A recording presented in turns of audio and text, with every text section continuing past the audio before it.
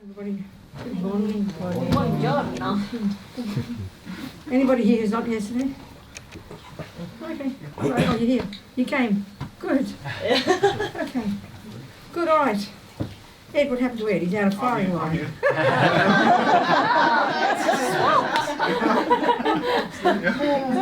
Good morning, anybody on the computer? Hello there. Hello, good morning. So everyone's okay? We've got enough air coming in as well as the warmth?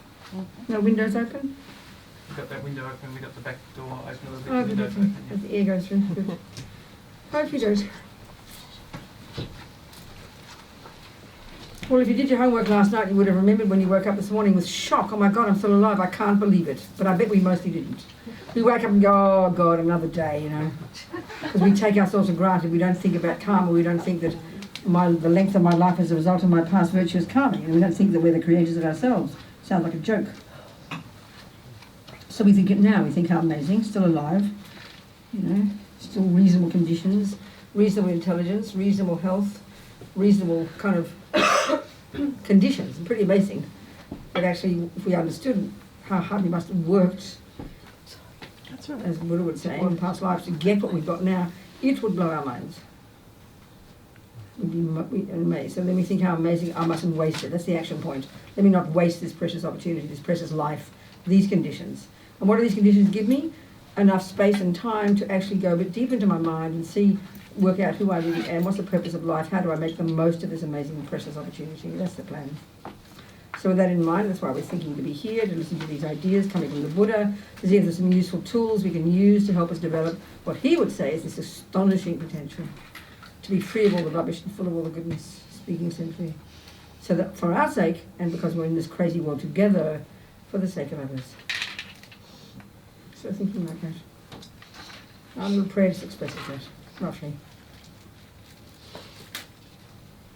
Sangye charang soke chognam la, jamshu bari jagi kapsuchi, dagi chunyen gipe sonam ki. Is it too loud now? Jola penche, I don't know, is it too loud? Jola penche, sangye drupa shog, sangye charang soke chognam la, jamshu bari jagi kapsuchi, dagi chunyen gipe sonam ki. Jola penche, sangye drupa shog, sangye charang soke chognam la, jamshu bari jagi kapsuchi. Dagi chunyen gipe sonam ki, jola penche sangye drupa sho. It's not too loud, not too reverberating. Yes. Okay. It's perfect. All right. Saji. Oh yeah, okay, quickly one. Quick. Speed. That's better. Shami Ravinji Nije Gyapadi Sangye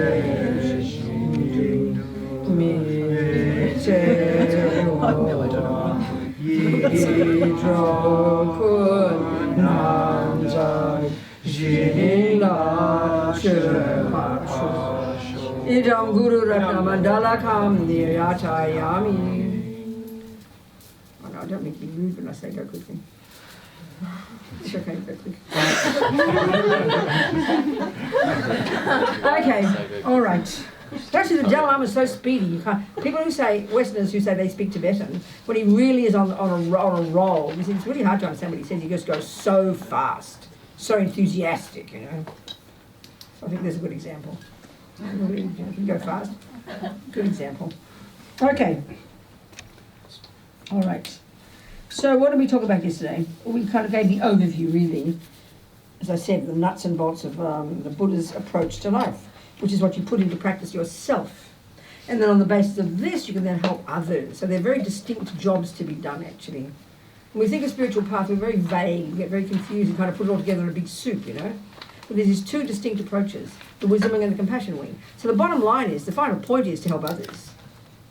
But you know perfectly well, if you want to help others with their health, you need 5 years of acupuncture before you lift a finger to put a needle in anybody. You need wisdom. If you want to help people with nutrition, you've got to do a course in nutrition yourself. If you want to help people with music, you've got to learn music yourself. So it's really obvious, but we don't think like that when it comes to spiritual. Oh, I want to help people. you know. We run around like chooks with our heads off, making a mess. Oh, I meant well.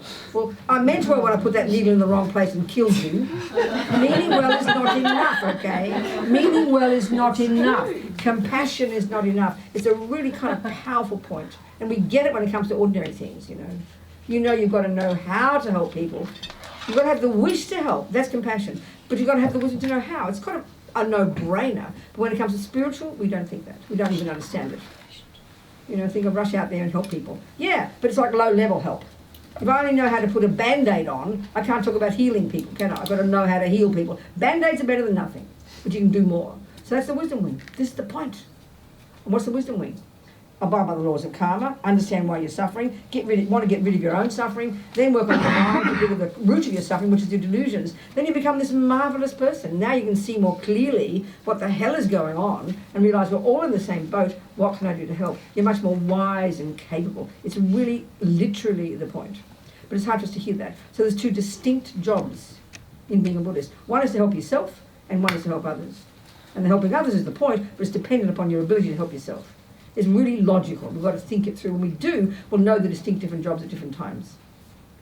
I mean, one of the commonest questions we ask is, how do you know where the line is? Where do you know when to say, like, you know, Andrew's questions, other people's questions. When do you know what to say? How do you know what to say when? How do you know? Well, that's what wisdom is. It's like asking, well, how do I know what to diagnose? Well, you learn acupuncture. That's what you do. But we don't realise that. We've got to have inner acupuncture, inner wisdom, inner knowledge about how to help people, which is about the mind. Got to know the mind. And the Buddha would even say, to really help people, long-term, big picture, you've got to have clairvoyance. And that's just hippie, trippy, mystical nonsense as far as we're concerned. That doesn't fit into our model of the mind, but that's absolutely in the Buddhas, coming from these amazing Indians. And one of the common consequences of single-pointed concentration, this amazing technique invented by the Indians more than 3,000 years ago, in their pursuit of the meaning of life and the meaning of self, they developed this astonishing skill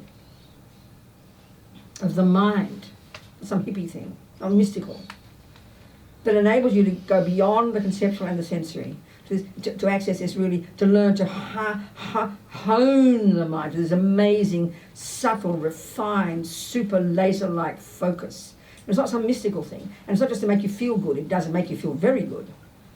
I mean, I might read you from Lama Yeshe's book on Mahamudra, some of the qualities you'd experience if just having single point of concentration. They're not the purpose of it, but they're like a bonus, you know. I mean, you'd be astonishing. But one of the characteristics is, for example, you have absolute control over every tiny thought. And that's literally not possible with our models of the mind in the West, because we don't focus on the mind, so we just focus on the brain and changing the body. We don't have no methods, cognitive processes. A little bit more these days, you know. But the Buddha's, he's a supreme master of this. It enables you to get super subtle focus so that you can then sort out the mess in here, unpack and unravel, and know what on earth is going on. Make you become intimately and clearly and logically familiar with your entire mind. And that's an astonishing concept. That's Buddha's expertise. So when you've got that, and then you have to begin to see other people more clearly. But once you've got the subtle level of your mind, because it's more subtle, and we don't posit that level at all in our neuroscience and psychology, because it's the level of your mind that doesn't depend upon the brain. Again, that's mystical for us. But this is exactly what's happening. This is the Indian view, coming to the Buddha, thousands of years old, this technique's not something made up 100 years ago. The subtle level of mind, necessarily, the mind being its function, the function of mind is to cognize, to be aware, to know. These verbs are synonymous. So you ask the question, well, to know what, Buddha? To know how things exist. To know the way things are. This is literally the wisdom wing. So when you've got these more subtle levels of mind, they are capable. They're like the microscope of your mind. They can cognize subtler phenomena that the grosser levels simply can't. And what does that include? That includes the past, the future, the minds of others. This is not mystical with the Buddha. This is logical and doable by anybody who gets single point of concentration. Then you can really see the minds of others. You can see their past, you can see their karma. You know exactly what they've done to inform what they are now. Therefore, you're qualified to benefit them. It's very simple. I mean, you know, if you're a really good acupuncturist, it's a good acupuncturist, which is a completely holistic system. You can just look at another person and know what their health is. This is fascinating. You know, the Tibetan medical, absolutely the same medical system. That's a much more subtle way of working out what's happening. For example, I remember one time in one book we published in Wisdom, in exile from the land of snows, and it was interviewing various Tibetans who'd come to the West, you know, and one of them was this Tibetan doctor, one of the Dalai Lama's doctors, trained in this extraordinary system, similar to the acupuncture system. So this old Tibetan doctor was invited in New York to do the rounds in the hospital with all the young doctors who go around to the different patients and check how they're going, you know. So we know our usual method of diagnosing a problem is you ask detailed questions of the patient. So this Tibetan man, not a single word of English, he sat there for 45 minutes, feeling the pulses of this one patient. For 45 minutes. And then he proceeded to give a complete report from the time this man was born up to now of his health. Well, these doctors were kind of impressed. Do you understand? Do you understand? That's not mystical. An acupuncturist would do that. Any natural type doctor, because that's the method. They look at the body itself, but they can determine even a more subtle level. And this is including karma, you know, because it's completely included in this entire system. And it's not mystical. It's just not the way how we think about it, you know. So that's just an example of the physical health. But I'm talking also, when you've got this clairvoyance, you see the mind of the person and you can literally see their past. This is very, very bizarre for us, but this is completely fitting with this model. So you can't fit that ability and squeeze it into neuroscience, because they're completely separate models, aren't they? So you can't do that. You've got to put that aside, neuroscience aside, and look into this on its own merits. It's the only way you can ever... You can't squeeze acupuncture into allopathy. You can know, but they're separate systems, and that's... we're intelligent. We can easily do that. But if we're very stuck on a certain system, we don't want to do that. We want to verify. So many people are into the materialist model, which is fine, the brain model. If they can verify any of the things that Buddha says with the brain model, then they feel it must be true. But if it doesn't fit, it can't be proved by the brain model, then they don't think it exists. Well, that's too narrow-minded. It's just too narrow-minded, you know. It's very interesting. And we're all grown-ups. We're big people. We can hypothesize something. It might turn out to be ridiculous, but, you know, you've got to have a brain mind. Any decent scientists like that, they'll hypothesize anything and then look into it. And if they can discover it's wrong, then they reject it. We've got to have a very open mind to do that. So to really help people, you've got to have this clairvoyance. You've got to have a much more powerful mind. And one really good example of this, I always tell this story. One of our friends, an American fellow, Harry, he was a monk, he's American, he's a meditator. He's got a cave up in the mountains near where Lama Zopa's cave is. Above Namche Bazaar up there, you know, we go there every year on our trek. Would you get my postcard for me? Give me one of each and I can pop them up every now and again as a commercial. Yeah, I mean, it's true, we go there and it raises money for Lama Zopa's cave. So Harry was up there, that's that postcard, that one.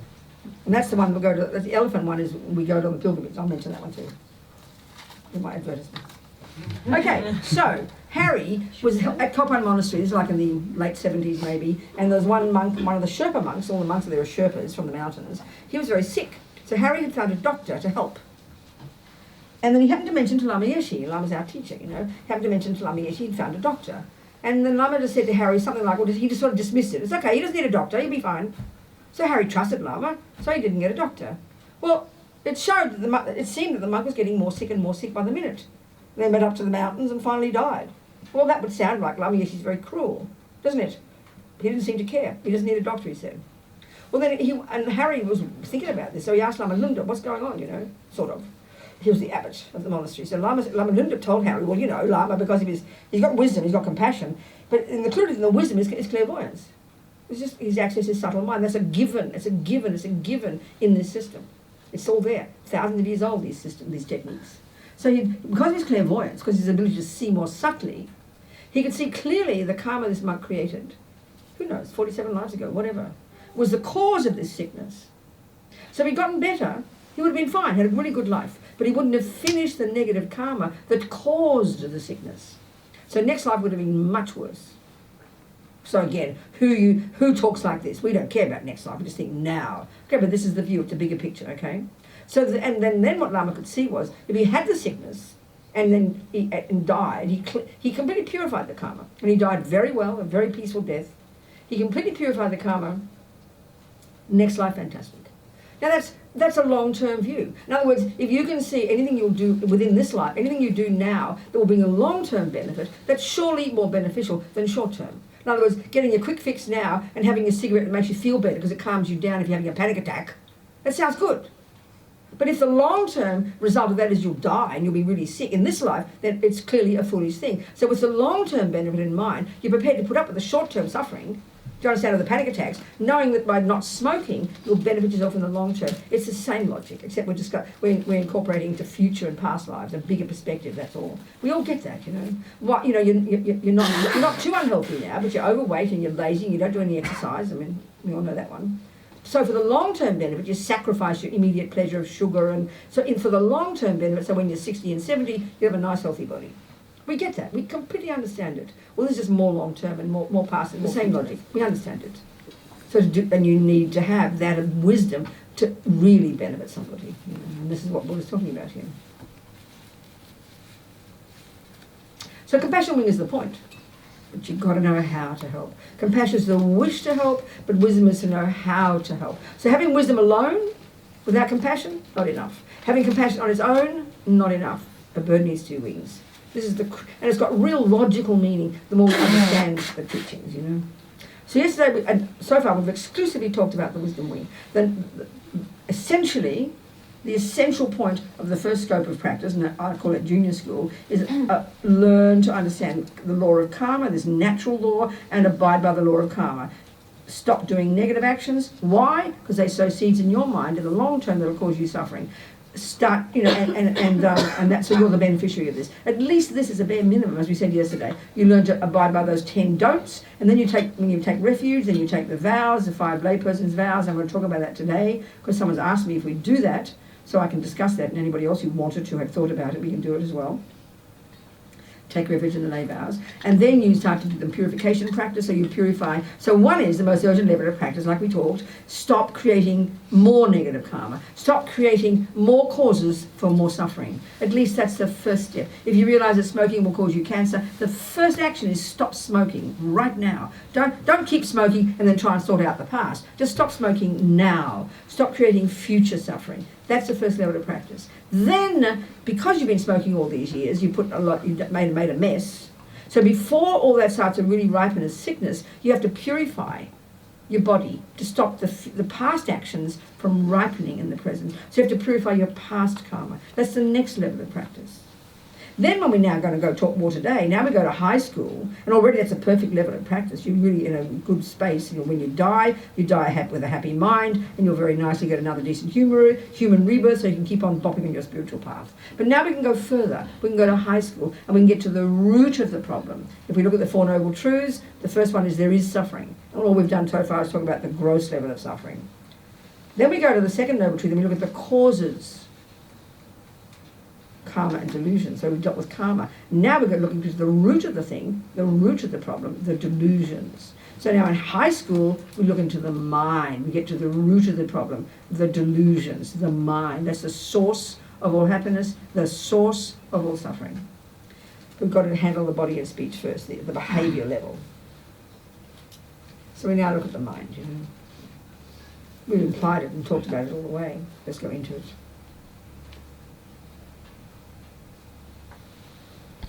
Because that informs what we do with our body and speech. They are the servants of our mind.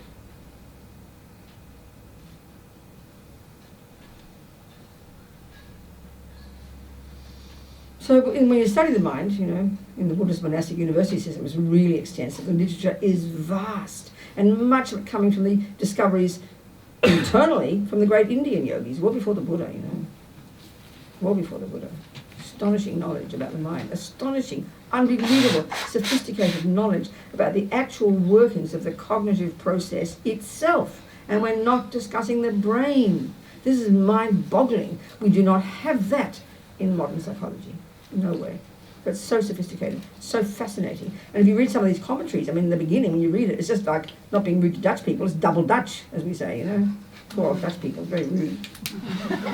Double Australian. I mean, there's Dutch courage, Dutch treat, and double Dutch. I don't know what the Dutch have done to be so criticised. Isn't it? They're mean, they're confusing. Yeah, they're mean. Dutch treat and what's the Dutch other? courage. And Dutch courage. I mean, they're mean. Who wrote it? They're mean. They're not courageous, and they're confusing. I mean, it must be the English who did it. It must be the English who talk about the Dutch like that, is it? It has to be. Yeah. It can't be the French or the Italians. It must be the English. The rude English people. Okay, so let's look at whatever I said. We've got to look at the mind. Okay, so first of all, and this I think is a very telling thing. When I say this little thing we're going to say now, little kind of thing, it tells us what Buddha's saying about the mind. It's so powerful. So I want you to say an example. You know, if I look at this mala, this is called a mala, it's got beads on it, and I'm very attached to this mala. I like looking at it. That's what attachment does. You can't stop looking at it, touching it, or whatever this sense is that's getting happy. You don't keep touching the chocolate cake, you've got to get it in there, right? You understand? You don't keep smelling this. It's tactile. So I really, my eye consciousness is involved, so I'm going to explain the point. But, I like to look at it. Where's my mala? I catch my mala, put it, hold it, and because it's a new mala too, when it gets boring, you'll get a new one, don't you? That's what attachment is, isn't it? Your new handbag, your new boyfriend's the same. All exciting, can't keep away from it. That's attachment. So it's the same with here. I love this fat blue bead, and the colour of it makes it very pleasing. The pearls, they're real pearls, they're very nice, Do you understand? I think they're real. Who knows? Someone gave it to me. Anyway. Okay, so now I'll tell you, wow, it's a really gorgeous mala. A really beautiful mala, I say.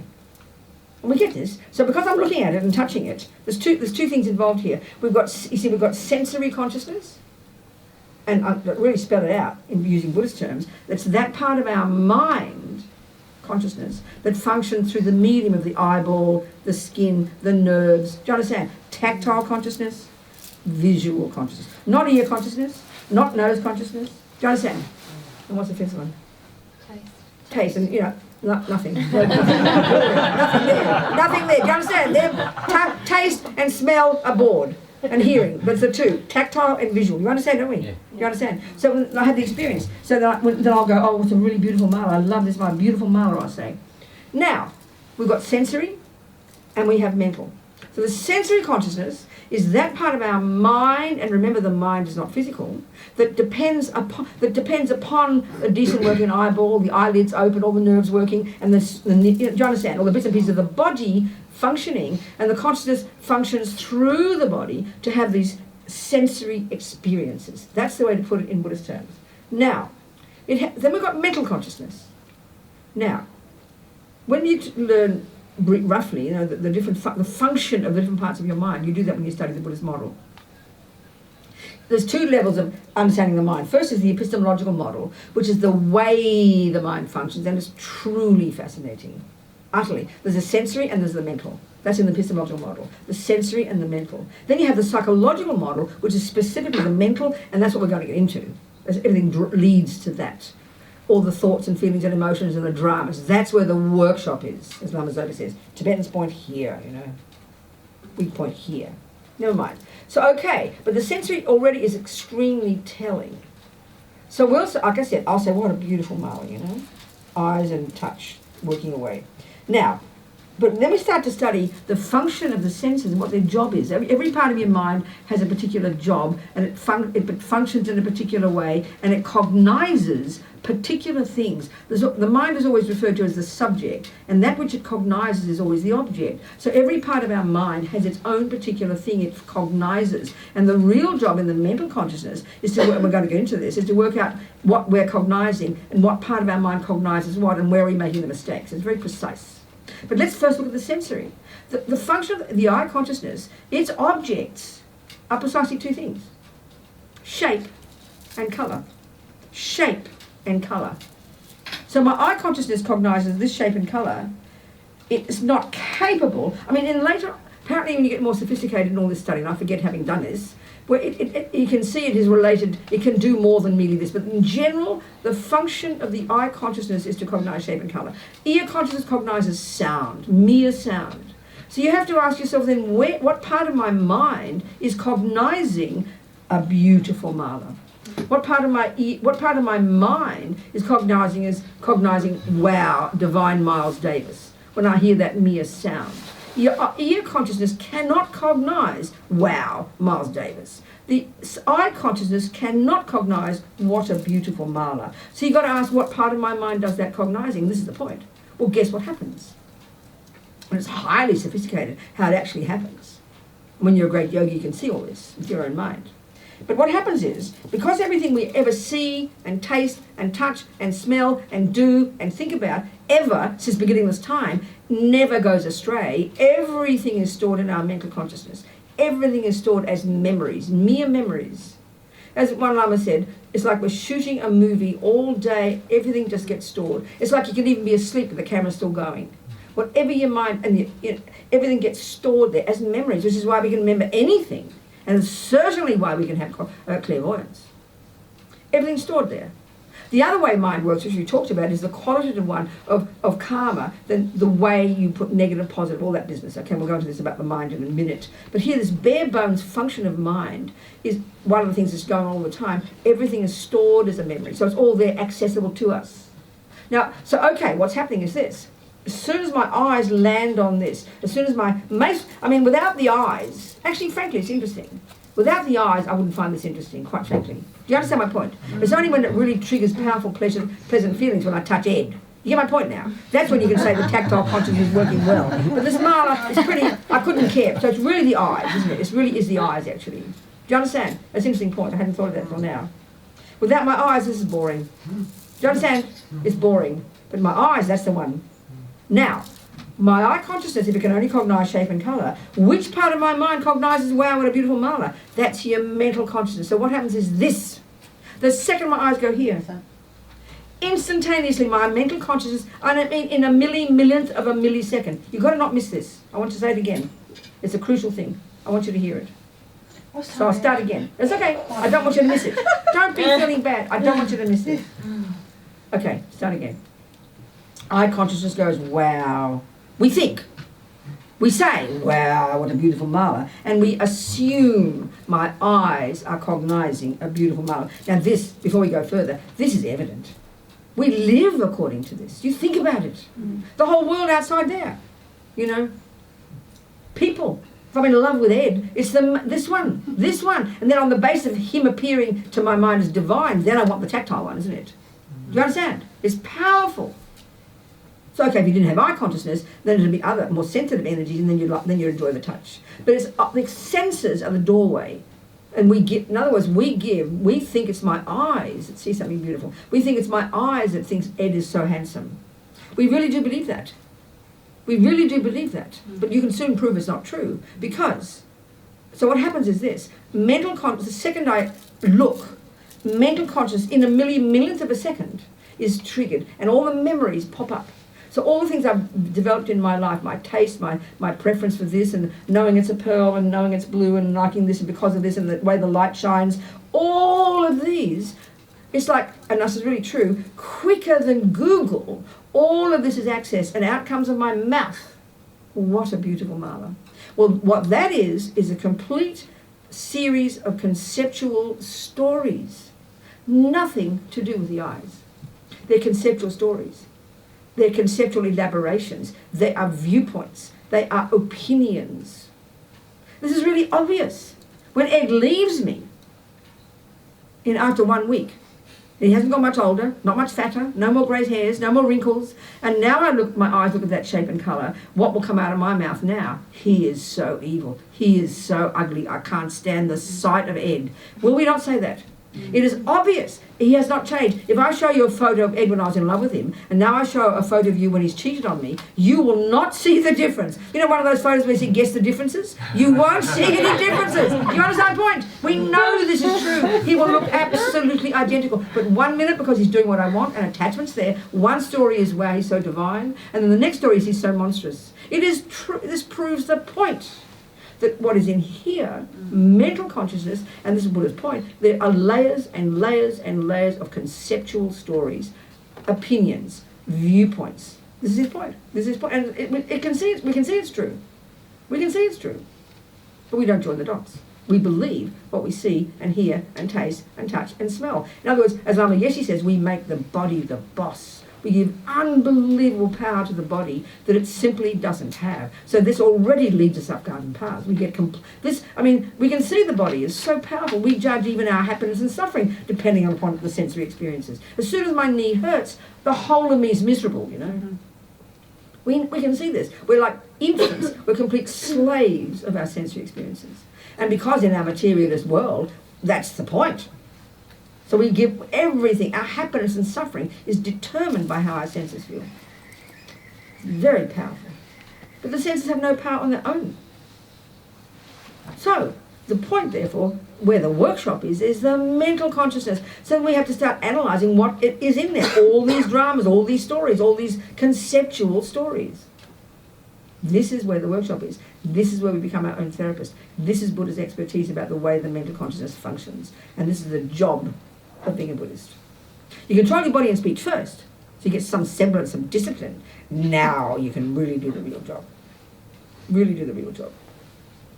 To understand, identify, label, and unpack and unravel the seeming chaos in here. To start to make sense of it. That is the job of being a Buddhist. Short term, long term, all the way to Buddhahood. And that's not being kind of trippy. It's not like marketing. It's literally true. It's just you don't hear Buddha talk like exactly that. It's exactly the job. So if this is true, and we look at the word Buddha like we talk, if we can get rid of the rubbish and grow all the goodness, then logically the job is to know the mind, because that stuff's in the mind. And this is where we start to be Buddhists. We get to high school, this is where we begin to actually do the job that's unique to the Buddha. To be your own therapist, to know your own mind intimately and then make changes. Because nothing's set in stone. So how do we look at the contents of this mind? Well, Buddha divides all the billions of thoughts and feelings and emotions and unconscious and subconscious, all the trillions of stuff in there, the seeming chaos in there, this big soup of stuff. He divides into 3 categories of states of mind. There is no fourth. So even that statement, that we don't think like that in our psychology. No way in the universe. That there are 3 categories of states of mind, no fourth. Not possible. We don't talk that way at all. That's already kind of fascinating. Actually, like I said yesterday, Buddha talks about 84,000 distinct problems. There's an entire map of the mind, you know, coming from these amazing Indians, from their own observation of these great yogis internally. The 84,000 distinct different problems, mental problems, states of mind. 84,000. But luckily he narrows them down to 3. They all subsume. It's all very logical, like a really sort of amazing map of information that all logically connected to each other and all summarize or subsume to the 3 main delusions, okay? The 3 main conceptual stories, the 3 main parts of our mental consciousness. This is now looking at the psychological model. Okay, so the first lot we can simply call them negative, neurotic, delusional, misconceptions, disturbing, afflictions, which is the classic term coming from Tibetan, coming from Sanskrit, klesha. That's the usual term that's used. But Lama Yeshe, in his wish to communicate with us, in the book I edited of his, it's out here now, it came out in September, and I really recommend you read it. It's about Mahamudra, How to Meditate on Emptiness. It's a beautiful book. And in there, I'd say in the preface, Lama had this crazy way with language, and he always sounds so cute when he talked. But actually, he's consciously finding terms that we use in our language so that we can begin to really begin to understand the way these afflictions, the main term they use, afflictions, how they function, what their character is. Because the word affliction, if we think about it in our culture, who uses it in their daily life? Literally nobody. It's a very arcane term, isn't it? Affliction. We use it very vaguely. But it's the main word, and as you read His Holiness and all the other Buddhists, it's a correct term. And if you read Geshe Soka, they might say mental affliction. But an affliction can be physical as well. An affliction is the problem, you know. But so mental affliction is then an extra elaboration to help it get clear. So what is an affliction? Let's look at this meaning of that word. It's so fascinating. Affliction is like a problem. So here we're talking mental afflictions. And again, we don't talk this way in our mind. We sort of do in our culture, but this is what Buddha's saying. There's one category that are called these mental afflictions. So some of the words Lama uses, I mean the craziest ones, you like, conceptual puzzle, dualistic puzzle. He has these wonderful terms to try and convey the function, the way these crazy states of mind function. It gives it more flavour. So, neurosis is a good word. I don't know how specific the definition is in our psychology, but it's a really useful term. Oh, she's so neurotic, All these neuroses we have. It's a good term. I use it loosely for afflictions. Another one is the word delusion. That's a very specific one. Another one is disturbing emotion. That's really understandable. Another one is misconception. That's a surprise. Another one is, these are good enough. These are good enough. So, but another one, this is very shocking now. So if the word affliction is like referring to a problem and it's a mental problem, well then what's another word for that? You listen to it. Mental illness. But that term is so powerful in our culture, isn't it? It's so powerful. It conveys so strongly something so shocking that we would never, that we think that's wrong.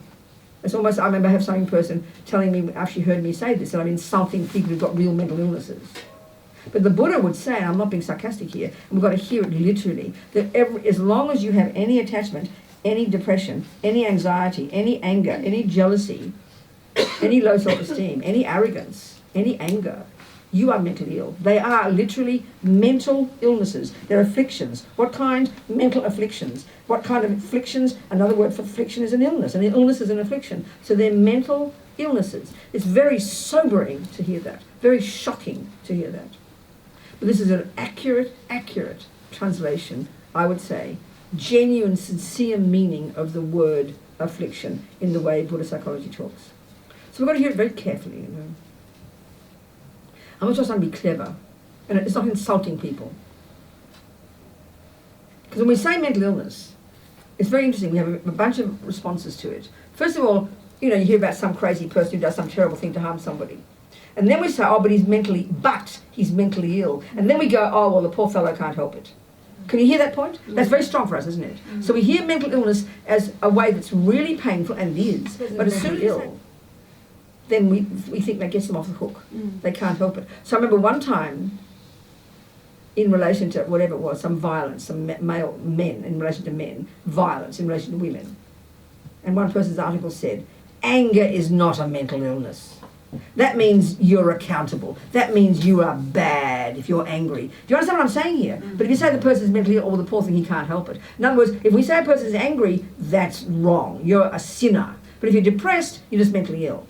Do you see what I'm saying here? So therefore, when you say a person is angry in this way, no, this person said, anger's not a mental illness, which means they're not off the hook.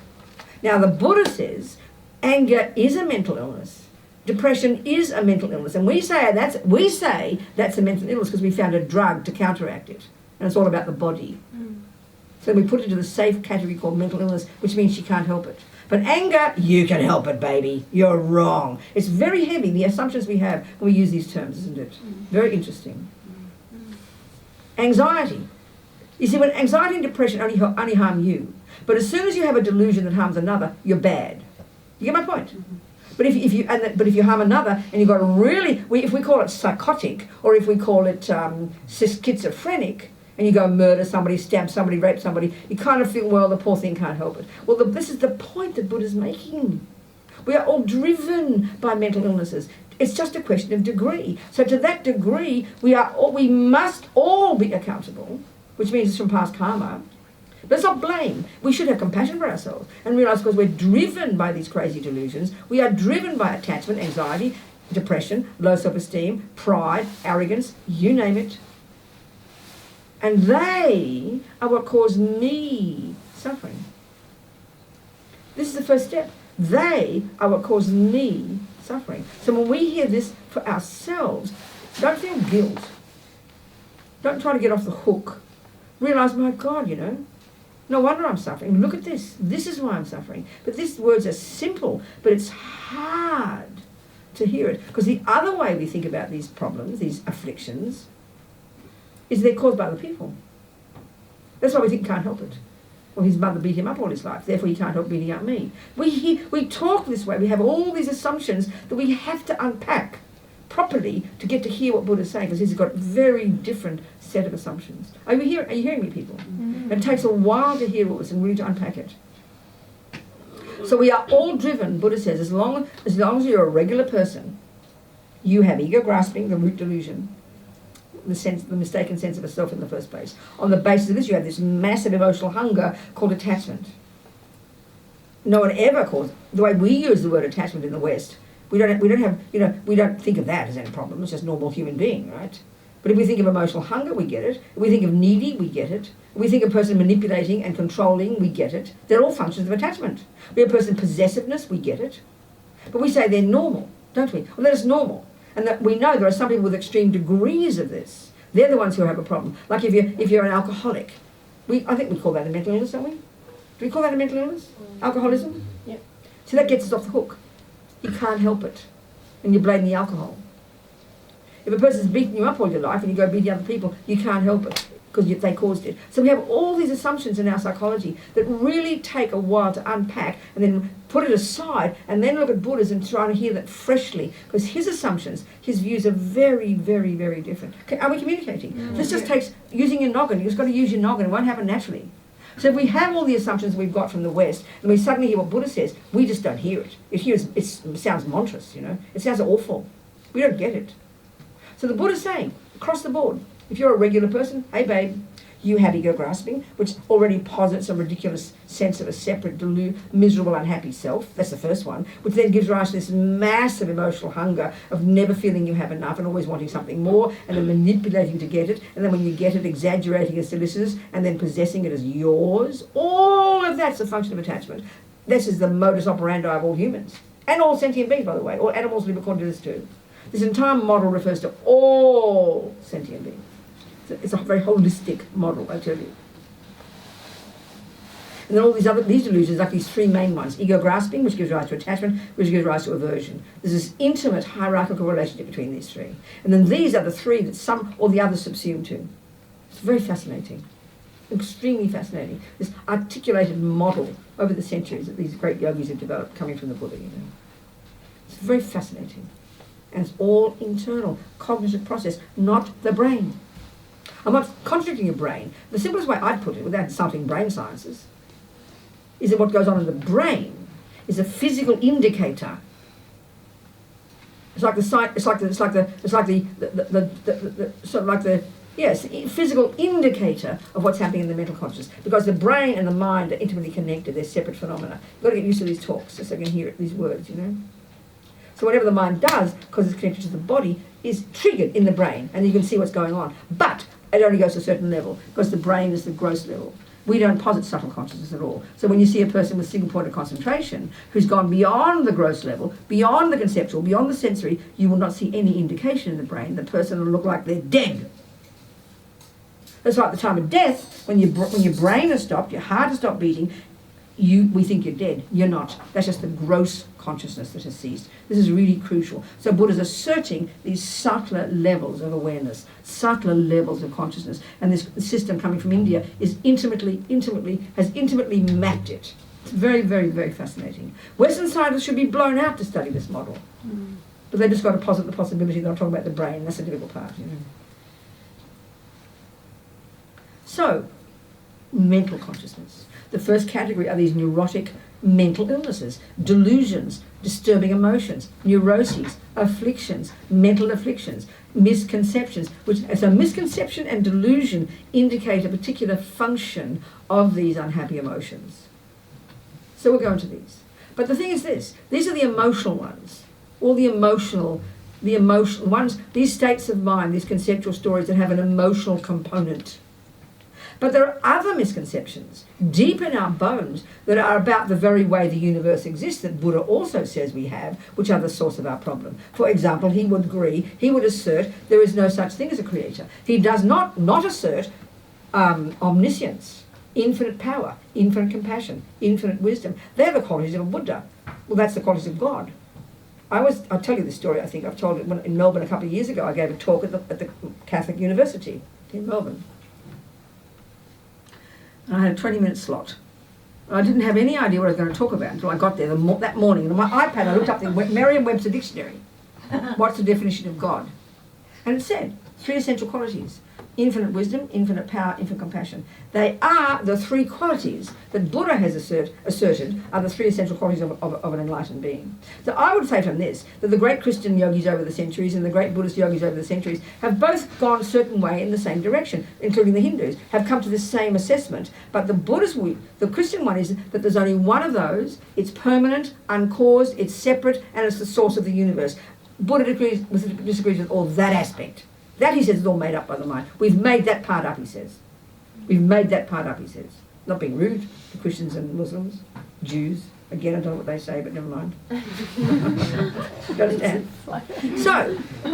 So these qualities, so I gave my talk, the similarities between the definition of Buddha and God. I have no idea if the Catholics liked it or not, but that's the talk I gave, you know. Anyway. So, we have Buddha saying mental consciousness, the first category of states of mind, are the neurotic, delusional, ridiculous, wrong, misconceptions, emotional component, and others like there's no cause and effect, your mother made you, your father made you, you're physical, God made you. These are all misconceptions. We mightn't say they're emotional misconceptions. There's emotions around them. We're attached to those views. But in the end, all these emotional afflictions, emotional mental illnesses, emotional problems, and the views about karma, creator, the universe, the way it functions, Buddha has got his own way of describing how it exists. And he's allowed to do that. He's not asking you to believe him, he's just presenting it. So that he would say they're all contradicting other views. So these are also misconceptions, he says. So the thing about the emotional ones, which we're going to talk about, they're the ones that give us problems every day, not to mention the other views, like we talked about karma.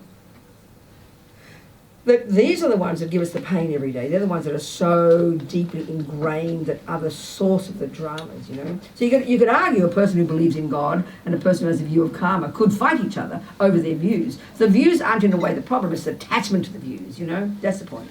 But all these have this common quality of being elaborations, of being misconceptions, of being not valid cognitions.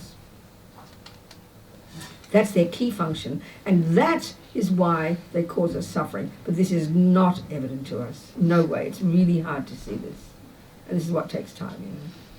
So the main component of these unhappy emotions is the unhappiness component. Check the last time you were depressed, angry, anxious, jealous, arrogant, low self-esteem, across the board. They're all variations, but the one characteristic they all have is it feels painful.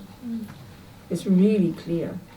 They're disturbing emotions. They disturb your mind. And look at the level of disturbance. This is where literally people lose their minds altogether. They go completely crazy. Talk about disturbed. So we've all got these. We've all got these. We've all got these mental illnesses. It's a question of degree. That's all. That really is a valid statement for Buddhist psychology, which is very sobering. Very sobering. So, our job is then to become familiar with them. So why is that so difficult? It sounds pretty easy. Because we have the next category of states of mind, and they're called the valid states of mind. They're called the useful states of mind. They're called the virtuous states of mind, the positive, the beneficial, the useful, the productive states of mind. They are not disturbing. They are not totally invalid.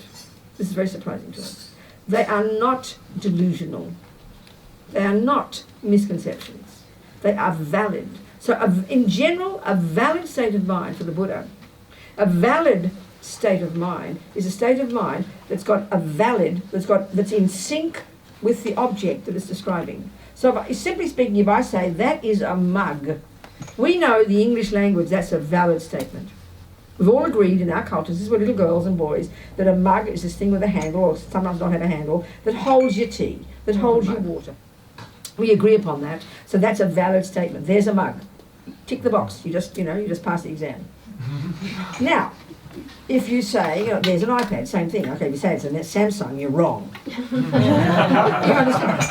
So anyway, the thing is, that's simply speaking, a valid statement. We would say 1 + 1 is 2. That's a valid statement. We've agreed upon it, but it's valid. It's true. That's a microphone. Very simple. So Ed is a human being. That's a statement of fact. We can agree he's not a dog, he's not a mouse, he's a human being. That's true. Ed is divine. That's getting a bit tricky now. That's an embellishment. You understand? And it's coming from, especially if I'm attached to Ed, attachment is an invalid state of mind because Ed is nice to me, Ed makes me happy, Ed does what my attachment wants. And that's the junkie. The junkie attachment, all it wants is what it wants. So when someone does what my attachment wants, he's going to, my attachment glasses are on, my coloured spectacles, my pink, what do you call? Rose-coloured specs are on, and he will appear so divine to me. We get this. So then I'll put that, and it's a view, Buddha says, coming from my mind. It's an over-exaggerated view, and I plonk it on Ed. And then I think Ed is divine, you know? And he'll appear that way to me. That's an elaboration. It doesn't mean he doesn't do good things. It's not arguing with that. But the overall impression that attachment causes me to have, it causes me to paint a picture of delicious Ed. If I am attached to chocolate cake and my stomach is empty, the cake will look delicious. So I believe it is that. Well, that's an embellishment. And it's proof, because after you've had 4 pieces, how will it look? We know this is true. It doesn't take 6 months. It takes 6 months to start to see Ed as ugly. It takes 1 minute to see the cake is ugly. After 4 pieces, that's all. You'll be disgusted. The cake will look repulsive and you will push it away. This is proof, absolute proof, that attachment is an embellishment. And then aversion takes over, and then now that embellishes the ugliness of the cake. This is the fundamental function of the deluded states of mind, the neurotic states of mind. We know this. We do it all the time. And they have a particular emotional component, don't they? When attachment is there and your stomach's empty and the cake's on the plate and all the conditions come together, you get very excited, or anticipating. It's sort of happy and excited, isn't it? You eat the cake, it's so delicious. Then you eat a second piece, waiting for more deliciousness to come, and it doesn't. Soon you're feeling disgusting and full, and you want to burp, then you get constipation, then you get stuck. Then you understand my point? You understand my point? We all know this, but we can't bear to think about it. All of this is coming from this story that attachment has made up. And this is the motive that drives us at the depth of our being, and has for eons, Buddha says. So they're liars. They're liars. That's not it. And this is what Lama Zopa says. All the delusions, all the first level, the delusions, the neurotic ones, their key function, as he put it, their function is to decorate on top of what is there, layers upon layers upon layers of characteristics that aren't there. And that's the job of being a neurotherapist, to look into these states of mind and identify the way they are liars, the way they elaborate. This is the key way Buddhist psychology talks. We kind of know it already, but we don't think of it, like we don't join the dots. We buy into the story. And that's the trouble. Bad enough, Lama Zopa says, this is Buddha's view, that I see Ed as divine, as the cause of all my happiness, which looks so lovely. But no, because what's coming with that is massive expectations. This junkie in me is demanding that he better fulfill my expectations. And pity help him if he doesn't. You get my point now? That's the part that eventually comes, which we can't see when you're just in love with Ed. But that's what comes later. Because possessiveness and manipulation and controlling and expectation, they're the vicious parts that destroy. Are you hearing me, people? Yeah. So we've got to analyse these states of mind. This is the point of being a Buddhist. And this is not easy. And why is it not easy? Because when we go to the second category of states of mind, the virtues, the good ones, one of them in there is called love. So love is defined as the starting point, a thought that says, oh, may you be happy, Ed. That's love. What's compassion? May you not suffer, Ed. And then that will grow and grow and grow. And we grow these in the compassion wing. They are not invalid. And they're not distorted. They're not delusional. They're not disturbing. They're not misconceptions. They're not manipulative. They're not controlling. These are valid states of mind that are peaceful in their nature. And they're peaceful. We can see that. They make you happy. A valid kind of joyful feeling, you know. Even compassion, you might cry, but that's not suffering. That's empathy with others. So the key characteristic of the first lot is that they cause us, the delusions, the more strong they are, they cause us to be more separate from others. This lonely, bereft, separate, poor, self-pity, concrete, depressed, angry, jealous, low self-esteem, me. The virtues connect us to others. This is so obvious. That's the validity of them. Because Buddha says everything is interdependent. Everything in the universe is interdependent. Things function interdependently. And everything's working nicely. All the bits and pieces of the microphone works nicely, the microphone functions. If all the bits and pieces of your body function nicely, your body functions. If everything's working in harmony, the environment, everything's harmonious, everything works. So harmony comes from things all working interdependently, all the bits doing their pieces, all the bits doing their job. You understand? When each piece of my hand does all their job properly, there's no arthritis here and ligament something there, the hand does its job nicely. That's interdependence, and that means everything's harmonious. So when things are morally harmonious, ethically harmonious among people, things work nicely. So as soon as you're in your mind, if you're mainly having virtue, and you work harmoniously. But as soon as you've got the delusions, they're all cranky and ugly and crunky and yucky and twisted and broken, and they make a mess of everything. Because they're mistaken, they're invalid states of mind. That's the point that Buddha's making. They're not in sync with reality, and they're demented, and they're fear-based, and they cause all the suffering, all the dramas, and all the hell realms, and all the God realms, and all the human realms since beginningless time. The entire universe is a product of misconceptions, Buddha says. This sounds so hilarious, doesn't it? That's the Buddha's view. Long-term, big picture. So, because they are misconceptions, is the logical reason that you can get rid of them and therefore get enlightened. This is the logic. So let's prove it, not complicated. So I'll tell you, that is a peanut. I'm learning English, let's say. That is a peanut. Robina, don't be ridiculous, it's a cup. Do you understand? Do you understand? So I forgot the word, sorry. It's a cup. It's a possibility, isn't it? Very easy, it's not complicated. So, very simple point. Because conventionally we have all agreed upon us in English language, agreed between us, that's called a cup. It's a valid... So, okay, even let's do this first. What do you mean it's a cup? Who says? A good question. Well, darling, guess what? What is a cup? A cup is a thing that holds your tea. It's a flat-bottomed clay container that holds your tea. That's a good definition of a cup. Well, don't just believe your mum. She's got to prove it to you. Who says? Nobody says, darling. It's a truth. It's a natural law. So let's get her. She gets her tea and she pours it. And she just proved. It fits the definition. It holds the tea. That's its job. That's its definition. That's its function. That's its meaning. That's what it is. And she just proved it's true. You with me? Speaking simply. So you prove it's a cup by saying it fits its definition. Not because someone told you, not because it came from God and you've got to believe it. No, it's a natural law. You decide, you agree, a cup is a thing that holds your tea, you prove it by pouring in the tea and then all shake hands, sign the box. We all know now what a cup is. That's how we establish everything in the universe, Buddha says, conventionally. Okay, what's a peanut? This little oblong thing that's a seed that you put in the ground. You put it in it's a seed? Is a peanut a seed? Or is it a fruit? It's a legume, I think. It's a who? So it's a fruit of a seed. I mean, it came from something. Yeah. From the earth. Yeah. So it has to come from a seed. Yeah. It has to be. Where would it come from? The sky? It's got to grow on the ground, right? And things that grow on the ground come from seeds, don't they? Yeah, but I don't know if, it would come eventually. Okay, it's like a peanut is a thing that comes in the ground and you eat it, right? We know that's a peanut. Why? Because we've proven it by agreement, haven't we? We've labelled it a peanut. Okay, so then I made a mistake. Just a short mistake. I'm not believing it's a peanut. I just made a mistake. And this is the proof, the point I'm getting. And you tell me, sorry, it's a cup. So now, this is the question. Do you agree that it is a peanut is a conceptual, is a thought in my mind? It's a conceptual story, isn't it? And it is a cup is another conceptual story. You agree? They're both valid. They both have equal status as in terms of being a conceptual story in my mind. You agree with that?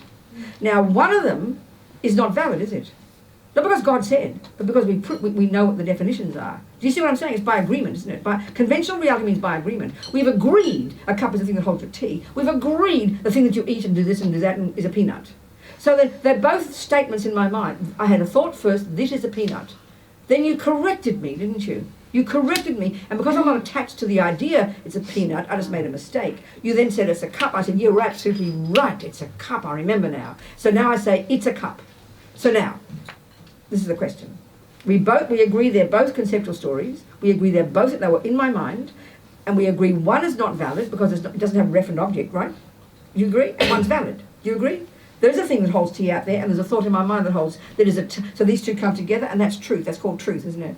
You with me? It's a peanut. In my mind, it's still a thought, but it's a misconception. You agree it's a misconception? because there's no valid object there when I point to it. That's a very simple example of what is valid and what is not. Misconception, correct conception. Negative state of mind, positive state of mind.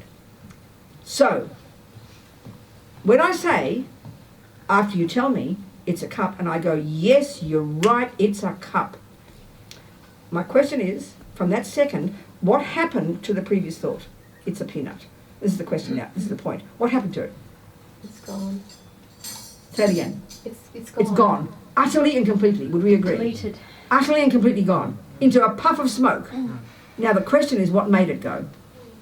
What made it go? What made it go? Lack of attachment. It's obvious. Lack of attachment to the What? initial idea. Conception.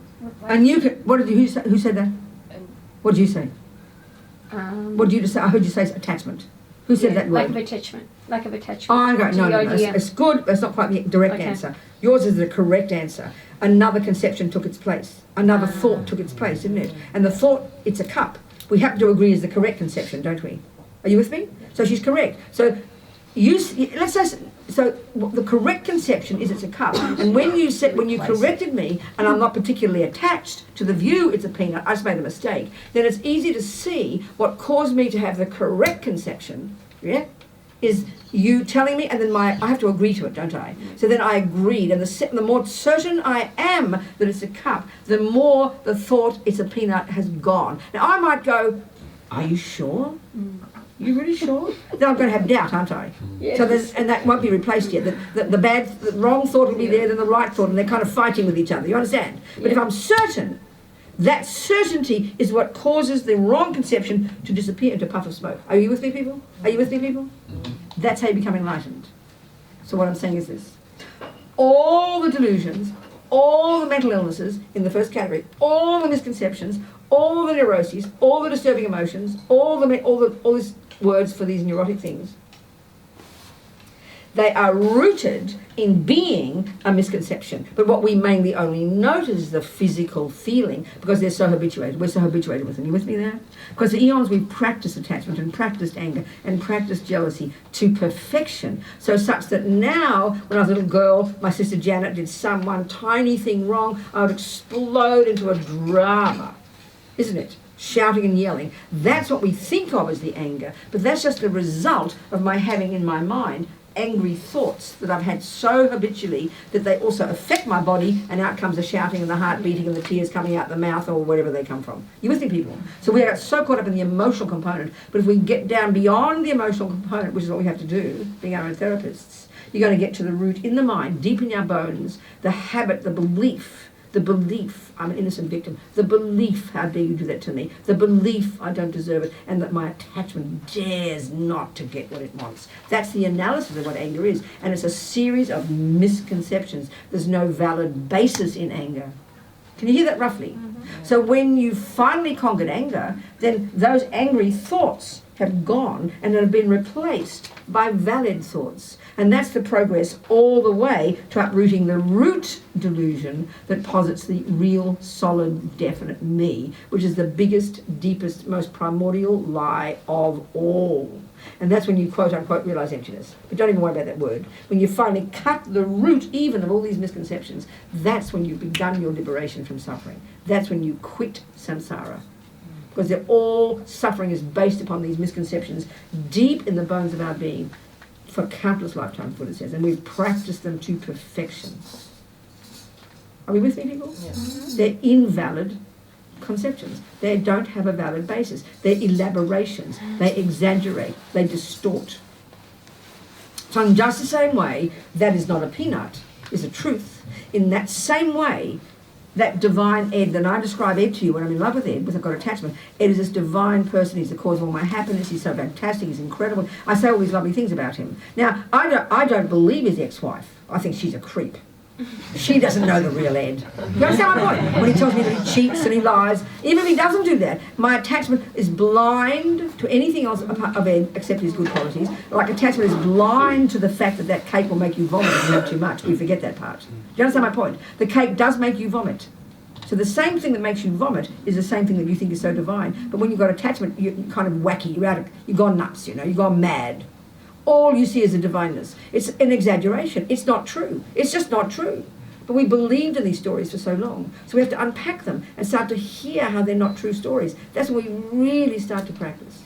Bad enough that I'm exaggerating Ed's status. At the beginning, it appears very delicious. It appears like love. But the worst part is, I believe I'm true. I believe I'm right. You know, so all these misconceptions have this power, this emotional component, which we get so caught up in, but they're rooted in being misconceptions in a story in my mind that I've made up that have their direct relationship to the root misconception called the ego grasping one. All this is like this logical relationship between all these misconceptions. It's really quite fascinating, actually. The model of it is very fascinating. And all this is coming from internal observation, these great yogis, you know. And this is our job. This is what we have to do. This is the source of sanity. This is how you get enlightened. Until eventually you have removed from your mind every tiny misconception. And then you only have liberation. You only have virtue left. You only have love. You only have compassion. You only have fearlessness, bliss, clarity, wisdom, God knows what. That's it. That's what Buddha's saying. So it's logical. It's psychological. It just takes a while. Don't hold your breath. Are we communicating here? Yeah. So now ask me some questions before we have a tea break. I'm just wondering, what's the Buddhist view on why, for the majority of us, when we look at that rose, we think it's beautiful. That's right, yes. And when we look at that rusty roof, Yes. we think it's not. No, there you go. That's So just why do habit. we all share habit. that? That's because we've all done similar actions in the past. So, for example, why would one person in this room die if they eat a peanut, but the rest of us don't? That's the specific karma of it. So we all have a share. As humans, we share massive similar karmic appearances. Similar karmic appearances. Similar karmic appearances. But maybe, are there creatures who live in rust? Do the Yes. creatures like Oh, rust? for sure. Yeah, for Okay, they love rust. They think rust is Yeah. divine. Rust is attractive to them. They run to it and eat it and do whatever they do. So that proves it's just karmic. It's personal karma. So a lot of us, we happen to share it being a human. Or like Australians share certain karmic appearances. Asians, females, males, Sydney Swans, Barricas. Every group of people have their own karmic appearance. You understand? Because we've shared a similar view. We've got similar views and similar past karma. So then things appear to us in a similar way. I mean, Vegemite does not appear delicious to Americans. Do you understand my point? And maybe a Tibetan has never seen a rose, and they just might think it's lunch, you know. I mean, so it's habit in this life, but even more than those karmic appearances from the past. And this is where it does get really subtle, because you know you can still talk about. You all know some people are generally called very beautiful. It's fairly obvious that it's fairly subjective and it's race based. It's all these kinds of things. But we also can even say some people who don't even appear beautiful, but they've got a lovely feeling. People will love them. So that's more than just the beauty. It's very interesting, isn't it? They've got a lovely feeling about them. So part of the thing of something being beautiful, if something appears to you as beautiful, that's the fruit of your past virtue.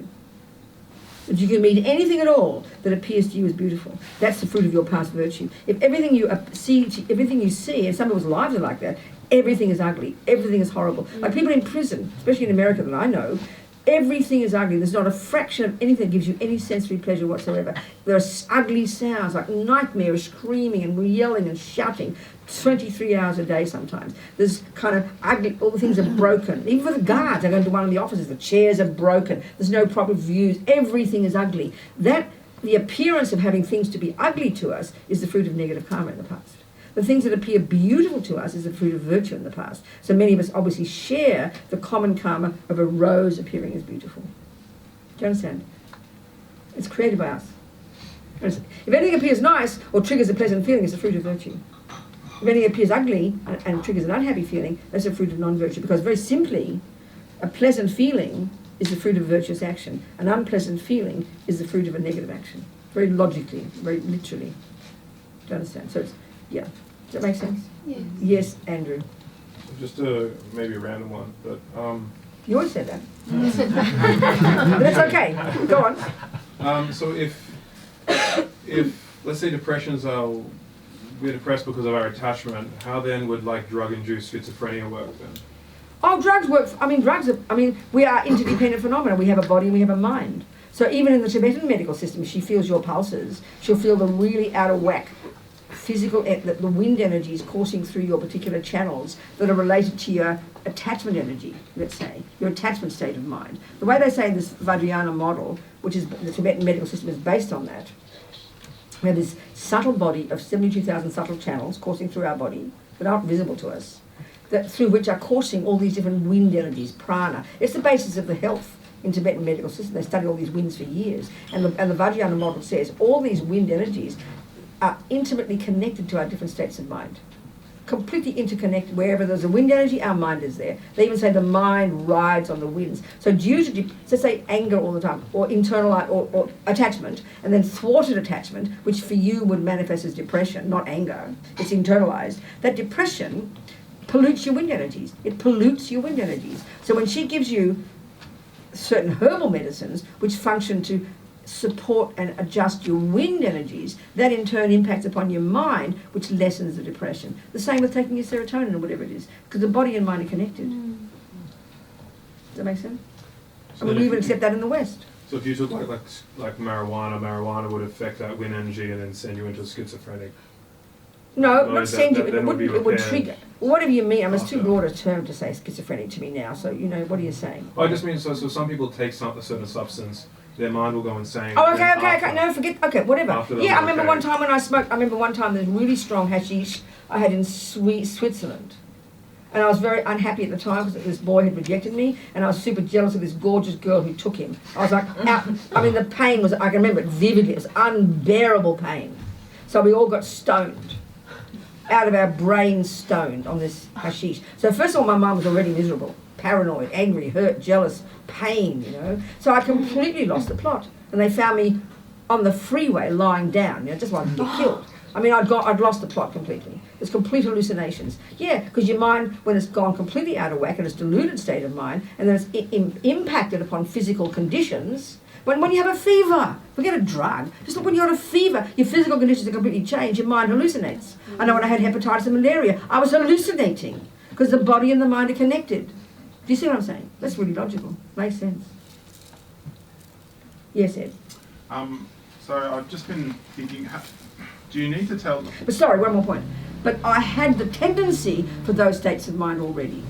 They were in my mind already, and then the drugs just exacerbated. They don't cause, as we would say in the West. The tendencies have to be there. If my mind weren't disturbed, weren't jealous, weren't crazy, I wouldn't go crazy. Not possible. That's the crucial difference in Buddhism. You get my point? Go on, Ed. So I've been thinking about the example of anxiety. Yeah. Do we need to be able to distinguish whether it's caused by negative karma or whether it's caused by a Yeah, delusion? that's exactly right. Absolutely vital. And it's hard to say sometimes. Often they talk about depression in some people. I remember one woman I knew, she was a student of Rinpoche's, who she lived in profound depression. Couldn't get out of bed one morning, could never get out of bed. Totally profound depression. But she was sweet and kind and compassionate and gentle. She wasn't she didn't seem like self-centered. It was just this, it was like, and that's past karma. Somehow, and that's just literally past karma. So she just, it's like a physical illness she had, but it was mental. So sometimes it will be one, sometimes Yeah, it will be... yes. But nevertheless, depression still is a state of mind. It is that. But the triggering of it, what's happened? What? Oh. But it can be, if it's there, clearly it was there, so it was triggered by some past karma. That can easily happen. A headache, and the same with a physical illness. You can do anything wrong right now, eating the best food, but suddenly a headache comes. That's the ripening of some negative karma. It can be like that. Absolutely. I mean, all the physical illnesses we have are like that. They're triggered by maybe eating bad food. We say the bad food causes it. No, the bad food triggered this karmic seed to ripen. Same with the depression. Same with anything. It's intertwined then. Absolutely, very intimate. Yeah, very intimate. Yes, darling. When you talked about the monk, Which monk? Sorry, I the lost. monk that died, Oh yeah, the monk who was sick. Yes. my question is this. If a person has cancer and they receive treatment, are they avoiding completing a negative karma? I understand. It could easily be, but we don't think that way. It could of course it is. That's a perfect example. If you really had wisdom, you apply, not only you went to a doctor, but you also go to your Lama, and they've got wisdom and you trust it, then some of them, I mean, yeah, it can easily be that. Of course it is. But you've got to have, there's nothing wrong with getting better with the best motivation. We usually get better because we think, I'm desperate and I'm frantic and I've got to have a life. So in the end, you can't, it's not so much use. We can see that for sure, But you've got to have the wisdom to know what's best. Yeah. And so it depends. I mean, well, for example, one of my friends, English nun, who ran our centre in Bodh Gaya, Trisha, she's the same age as me, we always talked about our both being the year of the monkey, troublemakers. We're both born in 1944. troublemakers. Anyway, we joked about that, and then suddenly she's English, but she came back to Australia, has some family here a few years ago, and she had a pain, went to the hospital. Oh, you've got cancer, you'll be dead in 2 months. So, you know, some person could have that, and they'd go to Lama Zopa, yeah, go do this treatment, that treatment, this treatment, that treatment. He said, yeah, you're going to die, better get ready, don't come back to India, just die there. Very straightforward. So she just decided and got ready and died. So it depends on the person. A person who maybe has it, he could have gotten better. She well might have gone to a doctor and gotten better, but she took Rinpoche's advice. Do you understand? Didn't question. Yeah, my question is if it comes I know back, the question. comes back, do I refuse treatment? What, darling? If it comes back. Yeah, but that's up to you. You decide what's beneficial. That's the point. We've got to decide, darling. So if you have the attitude, not depressed attitude, but a view of karma that says, well, okay, this is useful and I can't get it better. I'll try my best. If I can, I'll do it for the best motivation, but I've got to die at some point. And you're optimistic and use it to benefit and purify your karma, because by having sickness, every second of anything you call unpleasant is necessarily the finishing of that particular karma. You understand? Every second. So if you have that view, that's not depressed to have that view. You don't sit there, I'm going to die, I might as well kill myself. No. You can easily have that view.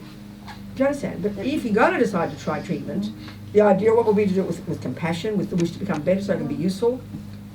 But if you don't have the view of clairvoyance, you never know. I mean, that monk was a classic example. It was actually better to die, but that's a brave thing to think of. I mean, maybe Tricia taking that advice was really very wise. She might have lived another 10 years if she had treatment. But Rinpoche decided it was better. She trusted Rinpoche. She went and did it. So yeah, you know, because karma's really subtle. I mean, you've got to have clairvoyance to see the past karma. We don't know.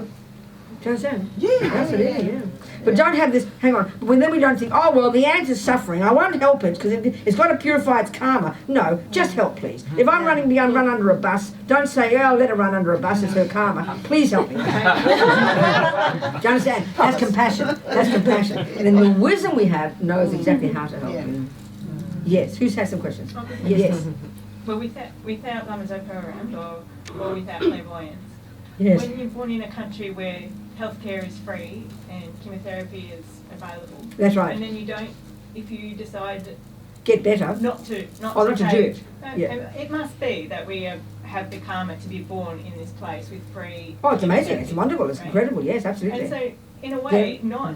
not taking the treatment Yep. can look just very much like not valuing your precious human rebirth and letting yourself. Well, then, okay, if that's your motivation, then go for it. If it's not your motivation, if your motivation is just okay, you know, I mean, there's nothing wrong with trying to get better. It looks like not helping. Well, it looks like. Who cares? Well, first of all, who cares what it looks like? But if that's the view in your mind, then that's self-centered. That's true.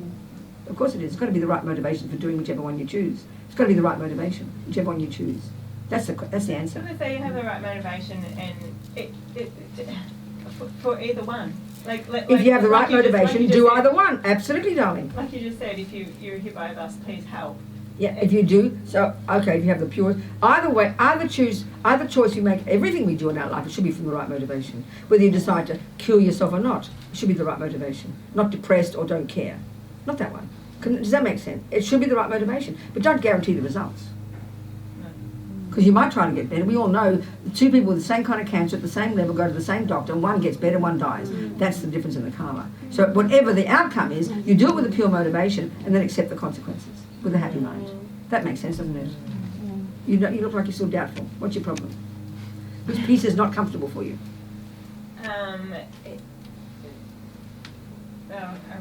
Can you get the point that the pure motivation is the point? Right. Whether you get rich or stay poor is up to your motivation. If you do it with a pure motivation, just be relaxed and have a quiet life, because you want to develop yourself and become better for human beings, it's a perfect one. If you just stay poor because you're lazy and can't be bothered, then that's a bad motivation. You can get rich with the most evil motivation, or you can get rich with the most pure motivation. Everything comes down to what your motivation is. That has to be the answer. And we've got to think about that. I suppose I was extrapolating and trying to see how. Yeah, I guess I'm still a little bit dog with a bone over the euthanasia stuff. You didn't discuss that before. There's a new piece. Tell me about euthanasia. You didn't mention that before. We talked about it yesterday. I know, but something that's come up now, but you didn't say it in the first part of your question. Oh, so now tell me the euthanasia one. Well, what's the question about that? So with palliative care, that it's possible for a person to be pain-free, or a dog to be pain-free while they're dying. So could you explain a bit more what that means? Give me a scenario, please. So somebody's dying in a matter of hours or weeks, Okay, now, so, oh yeah, so go on, say it again. and then they have the choice of being in breathing agony and misery, or having painkillers. Well, there's also, you manage it, don't you? You can manage it. So what's the point? Keep going. What's the point? And it seems like mostly people want to be helped and so that they can have some control over their minds, they can stay in a virtuous state of mind, so that they will probably manage the pain. Okay, so there's Of several the things you're saying. painkillers. I've got to be clear about the points. You first of all said you either stop the pain or you live in agony. So if it's as extreme as that, then the opposite to that will be completely unconscious. And that's too extreme. The Buddhist view will be that's too extreme. It's better to manage it and try to have drugs that will lessen the pain but not lose your consciousness, not lose your awareness. So that's the first point. That's a really crucial point. So where's your problem with that? What's the problem with that? Where's the question from that? What's your question, darling? Because you said your dog would go with euthanasia. Which piece? Yeah. Where's the problem with it, darling? Oh. Just say whatever you feel. Come on, it'll all come out. Yeah. Don't worry. Okay. Well, I feel like if the organs are going to shut down, they are shutting down in a really terrible way. So this is without the painkillers. And regardless of the painkillers, it's a separate thing. Oh, okay. Right? So, the death is when your process. organs are ceasing to function. That's Yeah. called dying and Right. death. Right. Good. Question? Maybe I'm too paranoid over how that's happening. You know, it's hard to accept, but that's happening. What's hard to accept, darling? Well, the medical profession seem to think that it is too bad for an animal to do that. It's too awful to go So therefore to through. kill it is better. That's what you're getting at. Oh, it's not so much. Well, it's dying. I mean, Yeah, we're it's all dying. terminal, right? That's right. So this animal is really terminal. That's right. And then there's a medicine like any other medicine That will do what? That will help the process. Die. In this case. Help him die. Okay, so I hear you, exactly. Whether it's your grandmother or the dog. So what's your It question? sounds like I'm trying to get around. Don't worry, no, just killing what's your something, question, but- darling? Now you've stated the state, now tell Yeah. me your question. It's very simple. What's your question? Get the question and then we're going to answer it. It's easy. Just, you've got to say the question. What's your question? I wonder if they're equal ways of helping. Okay, so clearly the answer to that question is contingent upon what, first of all, your choices are contingent upon your views.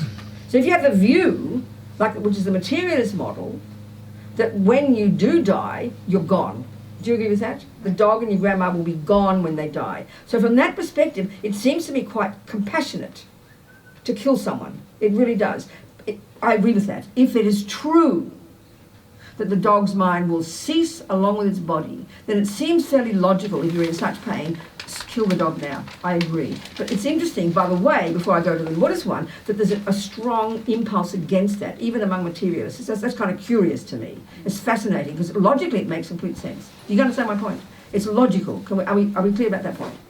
If your grandma's mind does actually cease along with her body when she's dead, then it does seem kind to stop her suffering now. I accept that. I really accept that. Now, the Buddhist view is not that. You know that, don't you? Yeah. The Buddhist view is that grandma's consciousness will continue. Right. The dog's consciousness will continue. So there's several points there. One of them, better too soon. One of them, of course, the obvious one, is that the consciousness will get more subtle. As you get onto the drugs, your consciousness will go to a subtle state. Right. And that's the first point. Even though you're suffering now at a gross level, if your mind is tormented, when you stop the physical pain, you're going to be in this sort of dream state or coma state where you'll still be very anguished, very, very suffering mentally. That does not stop. In other words, medication calms the physical. It doesn't calm the mental. Yep. We don't get that in our culture. We think, oh, look at him, he's so peaceful. But he wakes up and tells you in this coma, he had these nightmarish dreams in his coma for weeks. So the mind is not subdued, and that's the key point. So if your grandmother or the dog look peaceful because their body is subdued from pain and they've got their mind is tormented, and this is the second point, when they die with their mind tormented, straight to the lower realms. Yeah, that would be a terrible thing. But we're talking two different drugs. We're talking drugs for helping out the body and drugs for helping out mood, I guess. No, I beg your Opioids. pardon? What drugs are we talking about? So you, Drugs only help the body, not the mind.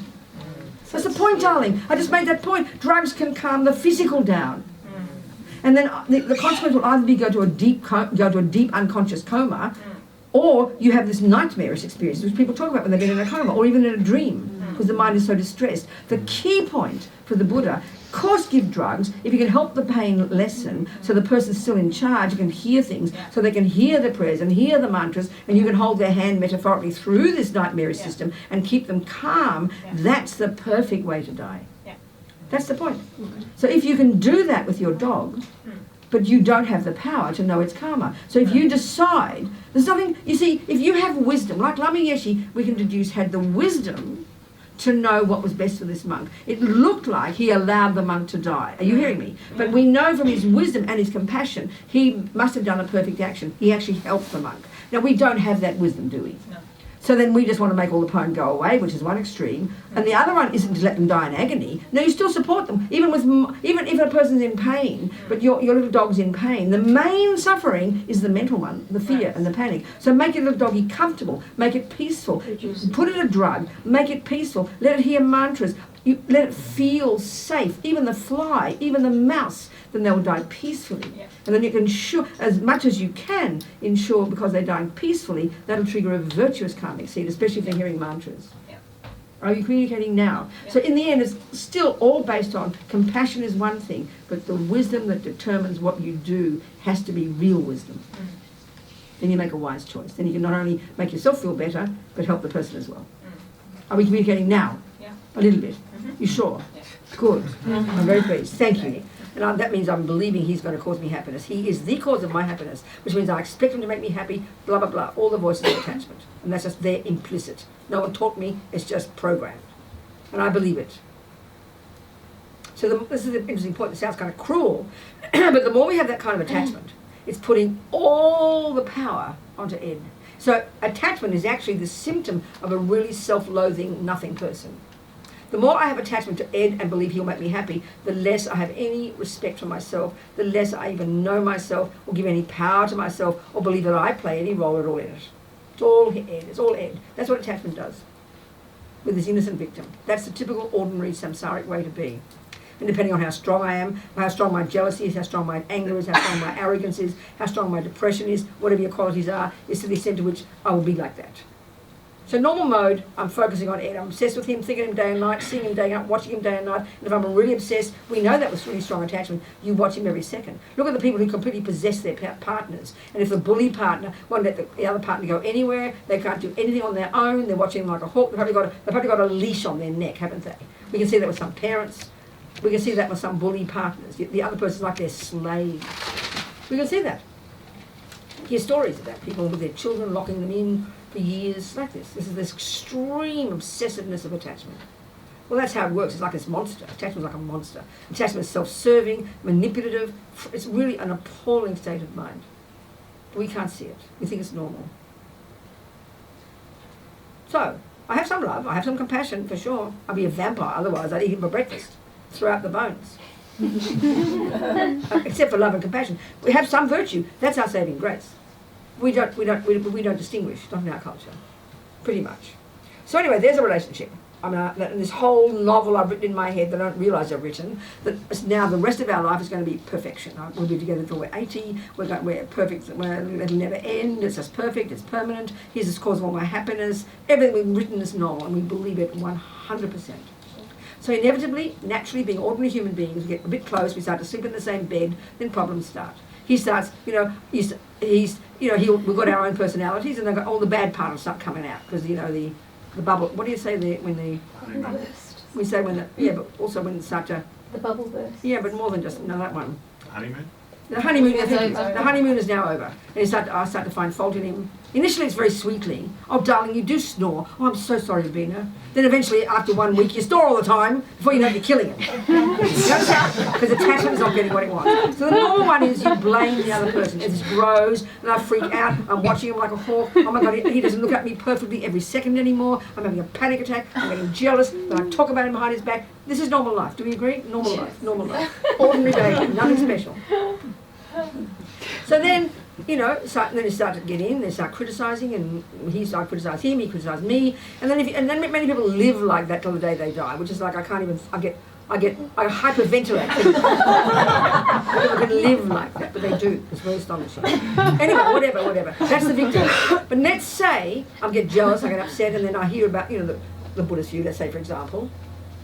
Then, then you start to become, then if you've got to do it bravely, you start becoming less like a victim. You've got to start noticing. You want to start noticing what is the cause of this pain. And you're brave enough, this is how come we're even all here, any of us, because we're brave enough to think, wow, that's interesting, my mind plays a role. I mean, Lama Zopa puts it this way, it sounds very shocking. The vast majority of humans on this planet have absolutely no idea that what goes on in their mind plays any role at all in their lives.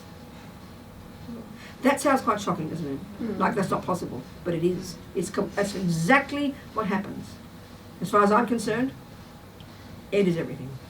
And when the suffering happens, Ed is everything. And I'm this innocent victim that plays no role in this, and these unfair or indeed these good things happen to me. This is all good luck and bad luck. That's the victim mind. That's the total classic samsaric mind. There's no power here, I'm nothing, I'm nobody, and he's everything there, and his job is to give it to me. And then when he doesn't, the anger takes over. This is normal. Jealousy, fear, panic, depending on our personality. So now I'm starting to want to look at my mind. So what are the tools? First of all, I have to learn to control my body and speech, and that's already a massive one. If I'm used to fighting, that's in 90% of your battles, 90% of your problems will go away if I stop shouting and yelling and saying what I say behind backs or to him. But in a way, for us, that's an advanced job. That's meant to be junior school, but that's an advanced job. Can you imagine if we stopped fighting with each other? Can you imagine? And to do that, you have to have such power, such confidence in yourself, and to see the benefit of it. So already that's really advanced, to know the benefit of not saying the words. It's like a nightmare for us, because we feel so justified. We feel, here's the problem, got to point it out. How can I be silent? We go crazy if I'm silent, I'm suppressing, all those things. We can't even hear it properly, isn't it? It's so high already to control your speech. We can see it, it's impossible almost. That's where, at least if you can't control your speech with him, at least if you can't control your speech, control it with him. There's already a progress, and find a friend to talk to. Therapist, I don't care what it is. So then you vomit it all out to them to help you. But the difference, like we said yesterday, isn't just to bad-mouth him, it's to help you know what the hell is going on in your mind. That's the benefit of speech. But you have to want to own it. And this is it's a massive shift already. Massive. So to do that, to want to know what's going on in my mind, we need certain things. Even if we don't have a therapist, do it yourself, which is very fantastic. You need two main tools. One is the focus, which is the technique. It isn't make the pain go away. It is not a magic tool. It's simply you have to focus. You have to learn to focus. But what do you learn to focus on? In your session in the morning, for 3 minutes, 5 minutes, you will focus on your breath. It's good you anchor your mind to the breath. But the breath is not special. It's to help you simply focus your mind. So what happens is this, in your daily life, you bring to bear the benefits of that training in that 5 minutes into your daily life. So normally, in the morning, I'm mad at Ed, I'm unhappy, this, that, and blah, blah, blah. I'm watching him like a hawk and wonder why this, and the toilet seat's up, and not this, and blah, the dishes aren't done. The usual dramas. Focus obsessively on Ed. I know there's pain in here, but I don't know what it is. I think it's all caused by him. But now I'm shifting, now I'm changing. So I've got my concentration, a little bit. It's no concentration, your mind's berserk. But you're training. You're training not to buy into all the thoughts. You're training not to follow the thoughts. Forget about buying into them. That's what's happening when you first do your concentration. You're trying to stay on the breath in this chaos in here, like 1,000 people next door all shouting, and you're trying not to pay attention to it. It's quite hard, and the 1,000 people are in your head. That's hard, but so this is the point. It's not to make the thoughts go away.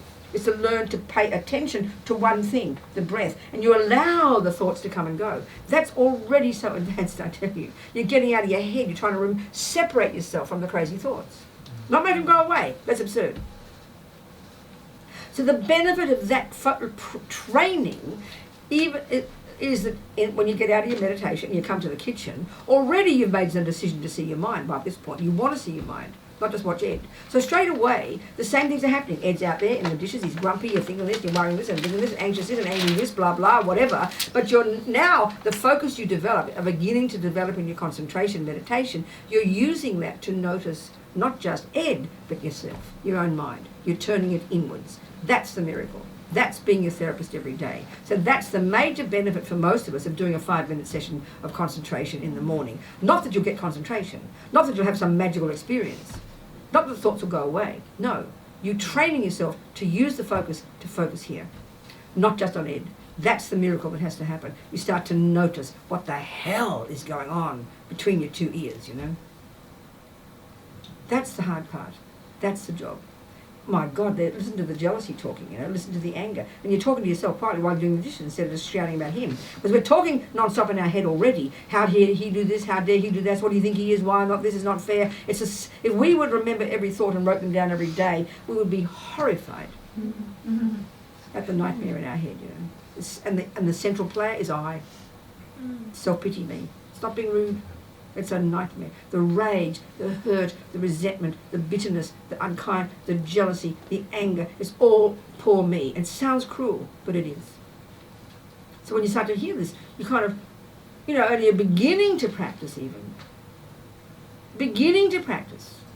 You hear the jealousy, you hear the anger. And so like sometimes just shut up, Robina. At least don't speak, honey. At least control your speech. This is so advanced, I tell you, to get to that point. And the first step is you have to want to. You have to know your mind plays a role, and you have to want to investigate your mind. Control your body and speech first. Then, in your own space, see your mind. But even when you're doing your dishes, you'll learn to do that. On the toilet, you'll learn to do this. And then you're driving the car. So the normal victim mode, the anxiety is building every day inside. You know it is. You feel it physically, but you're not paying attention because he's the brain. But now you begin to pay attention and try to take responsibility. And you're driving the car, and normally the anxiety is building, and then the car jumps in front of you and kills you, and you have a panic attack, completely hysterical. But here, now, with this skill you're developing slowly of training your mind to stay focused, you're using that same focus to pay attention here. While you're driving, go to the toilet, washing the dishes, you know, and you get better and better and better at that job. You become your friend. You start to listen to the crazy thoughts. You either argue with them, your good roommates come out and argue with the crazies, or you tell them to shut up. It's like you're being your good friend, like you do to another friend who comes to you. You know, you're being your own friend, being your own therapist. It's simple. It's very simple. We do it all the time anyway. Don't think it's some fancy job. But it demands you want to know what's happening in your mind. It demands that you accept that your mind plays a role and that it's going to be beneficial to you to listen to the thoughts and want to slowly change them. It's not easy because it's mostly just chaos in there. And then we believe, that's the tragedy, we believe those stories. If we wrote down all those stories of the self-pity and the anger, the depression, the jealousy, they're really quite pained. If you just read them yourself, a person's analysis of themselves, it's utter self-loathing. It's utter horror. It's horror. And what the tragedy is, bad enough as Lama Zopa says we have these views in our mind, but we believe they're true. We believe them. We know this. 47 people can say you're doing a good job, you're a nice person. We do not believe it for 1 second. One person says you're a creep. We believe them. This is the proof that that's what ego thinks. Ego's not a big, fat, strong, lovely person. Ego's self-pity. You know, it really sounds shocking, but it is. And it can also be brutal, because when you're angry and you're aggressive, you're also self-piteous, but you use your strength to harm others. It's terrible. And then even then, without concentration, as if we don't get concentration in our life, real single-pointed, your mind will always be chaotic. This is natural. Even if you're virtuous, your mind's still chaotic. So you've got to learn to live with it. You have to learn to live with it. And that's the real skill. Because we have the wish, when it all goes away, I'll feel better. No, don't hold your breath.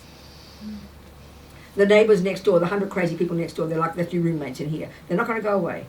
So you have to learn to step out of the head, observe them, hear their crazy stories, but not identify with yourself, not identify them as me. That's a major next step in practice, to stop identifying yourself as being, stop believing their stories. We believe them because they're very ancient habits. And ego, the irony of ego is we run to misery. It runs to misery. It loves negativity. It's the irony, I tell you. Generally, that's what we have to do. But then more precisely, we have to recognize each of the different voices of 1,000 thoughts a second. That's advanced. You can't begin to notice every thought in a second. It's not possible. But we can begin to hear the loud ones, at least the loud ones inside the head. So we have to recognize them. If it's true, we have to recognize attachment and anger and ego grasping and self-pity and jealousy and depression and anxiety. We better know what are they? What are they? What defines them? What thoughts are they? What's the story they're telling? So like I said, these three main ones, and all the others can branch out from me. Well, the central player in all of them, the central noun, the pronoun is I, isn't it? I. You know, that's the subject of all those stories. It's the subject. The central player is I. So attachment is I hunger after something, exaggeration of the deliciousness, but believing when I get it, I'll get happy. That's attachment, roughly speaking. It's this monster. It's kind of this junkie in us that is feeling dissatisfied, never feels I'm enough, and always wants something more. And then wants what I want every second. That's attachment. It drives all the others. Then aversion is the response when that attachment is thwarted, which is 1,000 times a day. The millisecond that emotional hunger is thwarted. The millisecond it doesn't get what it wants. The millisecond the slightly wrong sound comes. He doesn't look at me exactly as I think he should. The traffic doesn't behave exactly as I think it should. The red light comes at the wrong time. The person looks at me the wrong way. The more attachment we have, the more fragile we are. The more things will upset us. Upset, irritated, frustrated, annoyed. They are some of our favourite words. And we just think they're normal. They are mild versions of anger. They are anger, but mild, that's all. So we don't pay attention. Attachment's a junkie that only wants the nice things. The second the nice thing doesn't come, and the more attachment you've got, the more it doesn't come, then aversion arises. Irritate, upset, angry, irritated, depressed, despair, annoyed, frustrated, and anxiety. They're all variations of aversion. Anxiety is when there's too many things all happening at once and you can't handle it. Attachment can't handle it. Because attachment also is a control freak. Attachment wants to be the way I want it, how I want it, when I want it. The traffic has to be the way I want it. I want the cars to be all, the fast ones to be in the fast lane, please. And I get annoyed if I see cars driving slowly in the fast lane. Do you understand what I'm saying? Attachment is this junkie, and the more intricate it is, the more it can tell you what's wrong on the road. And that's why you get upset. You want your house to be this way, egg to be that way, the music to be this way, the temperature to be that way. That's attachment. The more it wants things to be the way it is, the more likely it won't get them, the more you get upset, irritated, frustrated, which are mild versions of anger. And because nothing ever disappears, it builds up. And we never deal with it. We never deal with it. That's why we eventually have mental breakdowns. Literally. So even, I would say, without even having a single point of concentration, was doing some practice every day, some recognition of what your qualities are, living in vows, abiding by the laws of karma, doing some purification, and learning to see your mind, you could manage to live your life without losing the plot, I promise.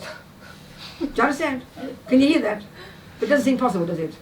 Because we just think we're the victims of this crazy stuff and the world is horrible and I'm going to go crazy because we don't give any power to the mind. When you start to work on your mind, you can learn to navigate the crazy things in life. You can learn to be brave in the face of problems because that's because you're understanding the attachment, you're dealing with the dramas as they come. And I mean, this is really such a simple example, kind of corny example.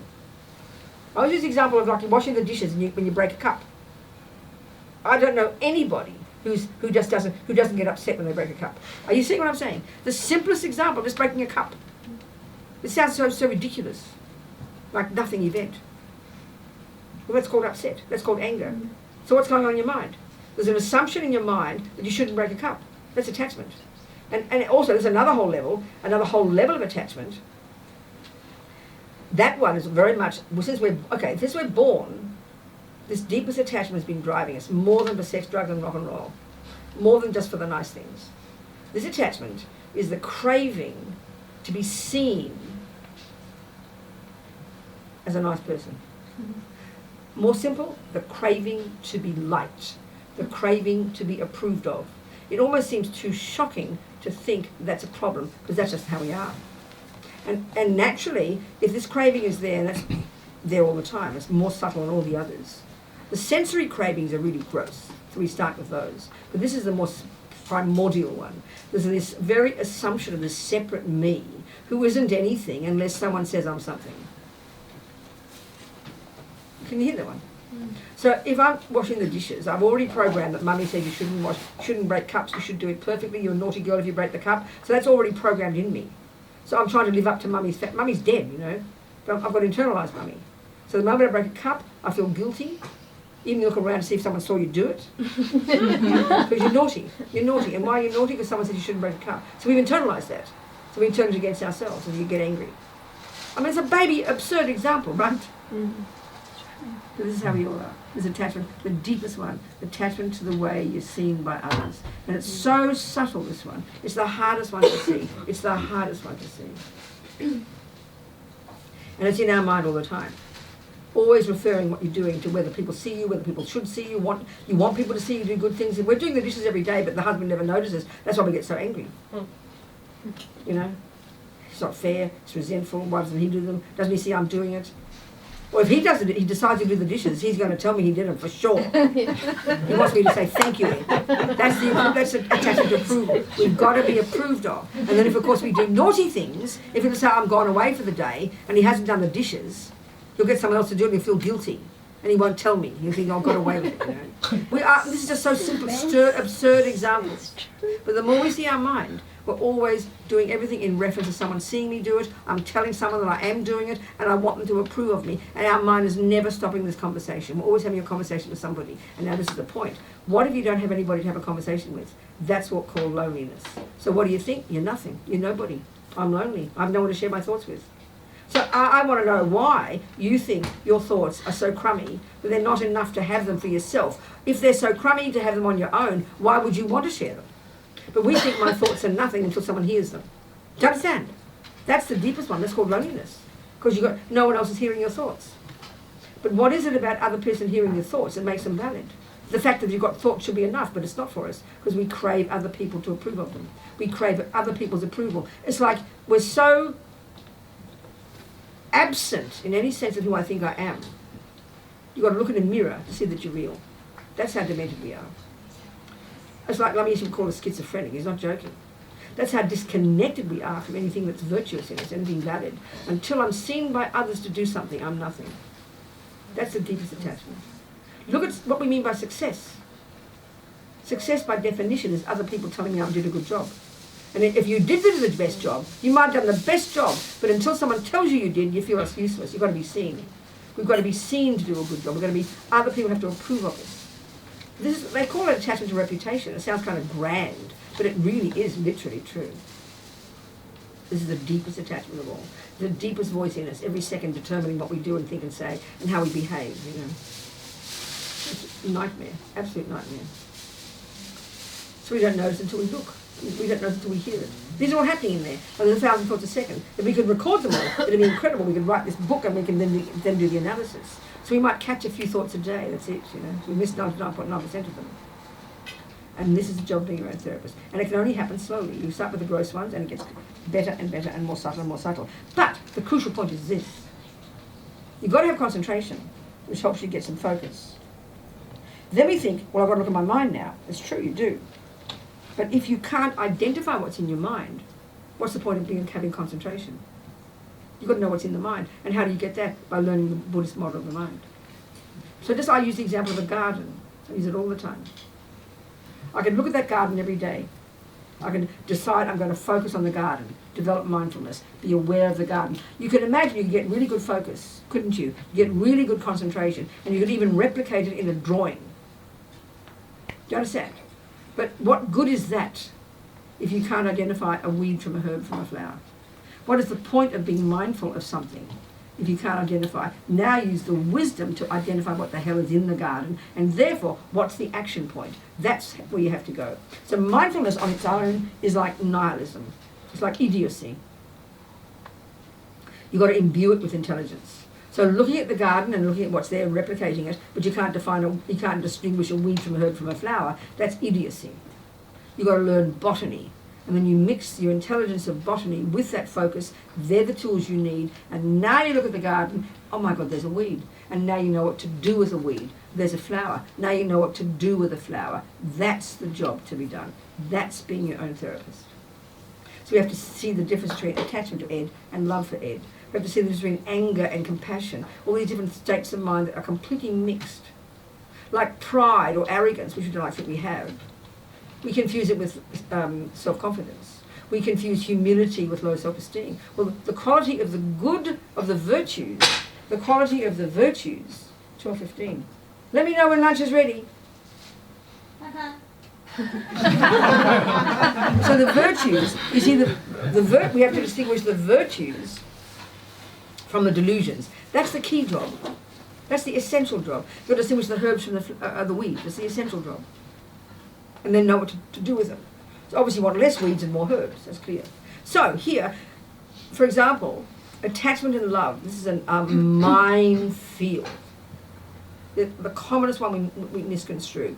Humility and low self-esteem, we misconstrue. Self-confidence and arrogance, we misconstrue. We mix, we completely, and this is a classic way of putting it from the Buddhist perspective. So attachment and love, attachment on its own, for Ed, hungry, neurotic, over-exaggerating his goodness, I'm feeling like I'm nothing, it's his job to make me happy, manipulate, control, possess, and all those things. That's attachment. It's a nightmare. It's a junkie. Love sees him, sees what he is, sees his qualities, and wants him to be happy. That's love. That's love. But when they come together for us so completely, we don't even know the difference. The sign of attachment is when it doesn't get what it wants, you get upset. The sign of love is that if you don't get what you want, it won't matter because you're happy for him. So we've got to learn to grow the love and lessen the attachment. And that's any relationship you have that's valid, it'll come from that. Anything, it'll come from that. So love is like chalk and cheese. Love and attachment are like chalk and cheese. They look the same. That, as far as we're concerned, they come together. We only love those we're attached to. We only are attached to those we love. But that's completely wrong. They're separate states of mind. We have to distinguish. This is really hard to do. So the one of humility and humility and low self-esteem. So the key characteristic, remember, of all the delusions is they're neurotic, they're painful, they're I-based, they're fear-based, they're frantic, they're horrible, they're painful. So you have love, you're not pain. It's very spacious. Attachment is a panic attack. Low self-esteem is all the delusions over-exaggerate something. So attachment over-exaggerates his deliciousness. So low self-esteem over-exaggerates your ugliness, doesn't it? And you know what? It's the flip side of pride. This is very embarrassing to hear. If we have arrogance and pride, we would have low self-esteem. If we don't have arrogance and pride, we would never have low self-esteem. This is very shocking for our minds. So arrogance and pride, which we don't like to admit to having, is an over-exaggeration of your importance. Kind of gets petulant, upset if people don't see you for who you are, you get offended when people insult you. This is kind of rigid, concrete assumption of this more important I than we think we are. We don't like to think we've got it, but as soon as you get the insult or the upset, it collapses and turns into low self-esteem. So we've got low self-esteem, it's because we have pride. It's the flip side of pride, and it's really painful to hear that. So low self-esteem over-exaggerates your badness, pride over-exaggerates your goodness. And they're both all based in of course, ego grasping. Now, humility. Okay, self-confidence and arrogance. Self-confidence is content with who you are. It's a virtue. You're content with who you are. You're content. You're content. It's not over-exaggerated. You know what your qualities are. You're delighted you've got them. You're able to praise other people. You're very relaxed. You're unself-conscious about it. And you accept. And you're content. You're not arrogant. An arrogant person, let's say I always think of this example, you meet an arrogant person and a person who's self-confident. And they've both got similar qualities, let's say. Good at tennis or something. The arrogant person, we know intuitively when we see them talk, they're kind of all inflated, they're oversensitive, they're kind of always pointing to themselves, they're easily offended by other people, they're kind of brittle. A self-confident person will be relaxed, easygoing, laugh it off, praise other people, unthreatened. A proud person is really threatened all the time because they're terrified of meeting a person who's better than they are. A self-confident person would be humble. An arrogant person would flip into low self-confidence. So the delusions are vivid and brittle and uncomfortable and separate and demented. Virtues are spacious and kind and relaxed. This is quite literal meaning in the way in Buddhist psychology, you understand? And we recognize this as we say it. But we confuse them. So attachment and love, the biggest one, the hardest one to see. And the trouble with attachment is so primordial. Runs everything. The only time we're going to notice it is when it doesn't get what it wants, which is a good way to practice. If Ed keeps doing what I want, it's easier to love him and want him to be happy, and I think he's gorgeous, I'll praise him all the time because he's always doing what I want. Then I won't notice his attachment. But the second he doesn't do what I want, the smallest thing he does, then I get upset. That's the proof it was attachment. That's the proof. And that's a good learning point. That's when you catch it. Oh my gosh, it was attachment. And you get upset. These are the way you have to think. This is a simple way of putting the qualities in the mind and how we distinguish between the neuroses and the virtues. And this is unique to the Buddhist approach. And this is the crucial one because all the way to the end, getting rid of all the delusions and full of all the goodness. That's the job from here to Buddhahood. So it demands focus, demands concentration, but it also demands wisdom. You've got to use Buddha's botany, study the mind, the Buddhist point of view, exactly these qualities, and identify them when they come up in the mind. That's the job we have to do. Does that make sense? Ask me some questions about this before we have lunch. Why are delusions so exhausting? They're just Exhausting, that's tiring. right. They're not Because the only way to say it, which sounds so silly to us, all delusions, like I said, are believing in something that doesn't exist. So we're trying to maintain a fantasy. And the other one, simply too, because it's always not getting what it wants. It's always being confronted by the opposite, so it's exhausting to maintain it.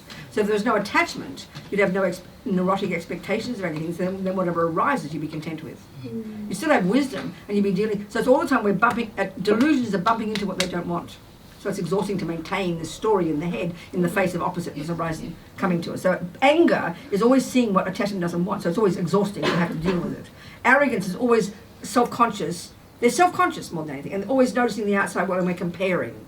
When there's relaxed and spacious and humble and self-confident and brave and courageous and kind and loving, you're in sync with reality, so there's no fighting, there's no drama. You're just sort of able to move around somehow.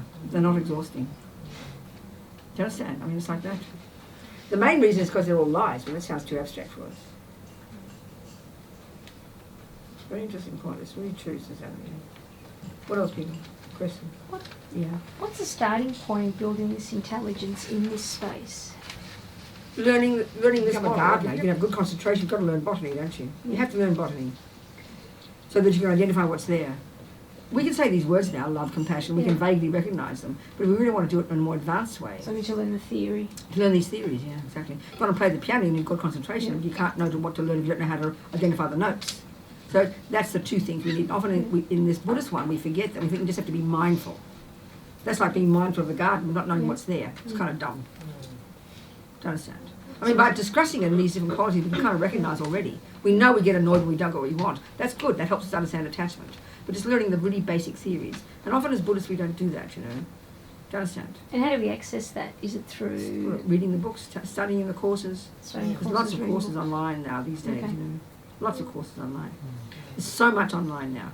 I mean, there's random stuff like on YouTube, but also be specific. You can study if you want to. Like the FPMT program, Discovering Buddhism, is a 2-year program that covers all this stuff I'm talking about in a very simple way. What was it called? Discovering Buddhism. You go to fpmt.org, and there's millions around. The one I know about, our organisation, and it's all the different modules are taught by the different Westerners.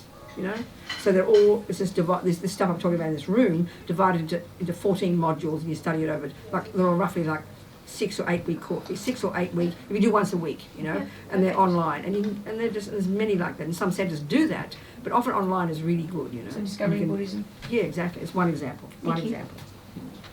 What else could you? Robina, I know it's quite complicated, but when you were talking about loneliness, it came to mind studies I've read recently about social isolation being equivalent to smoking. Say those words again. Social isolation being equivalent. So who?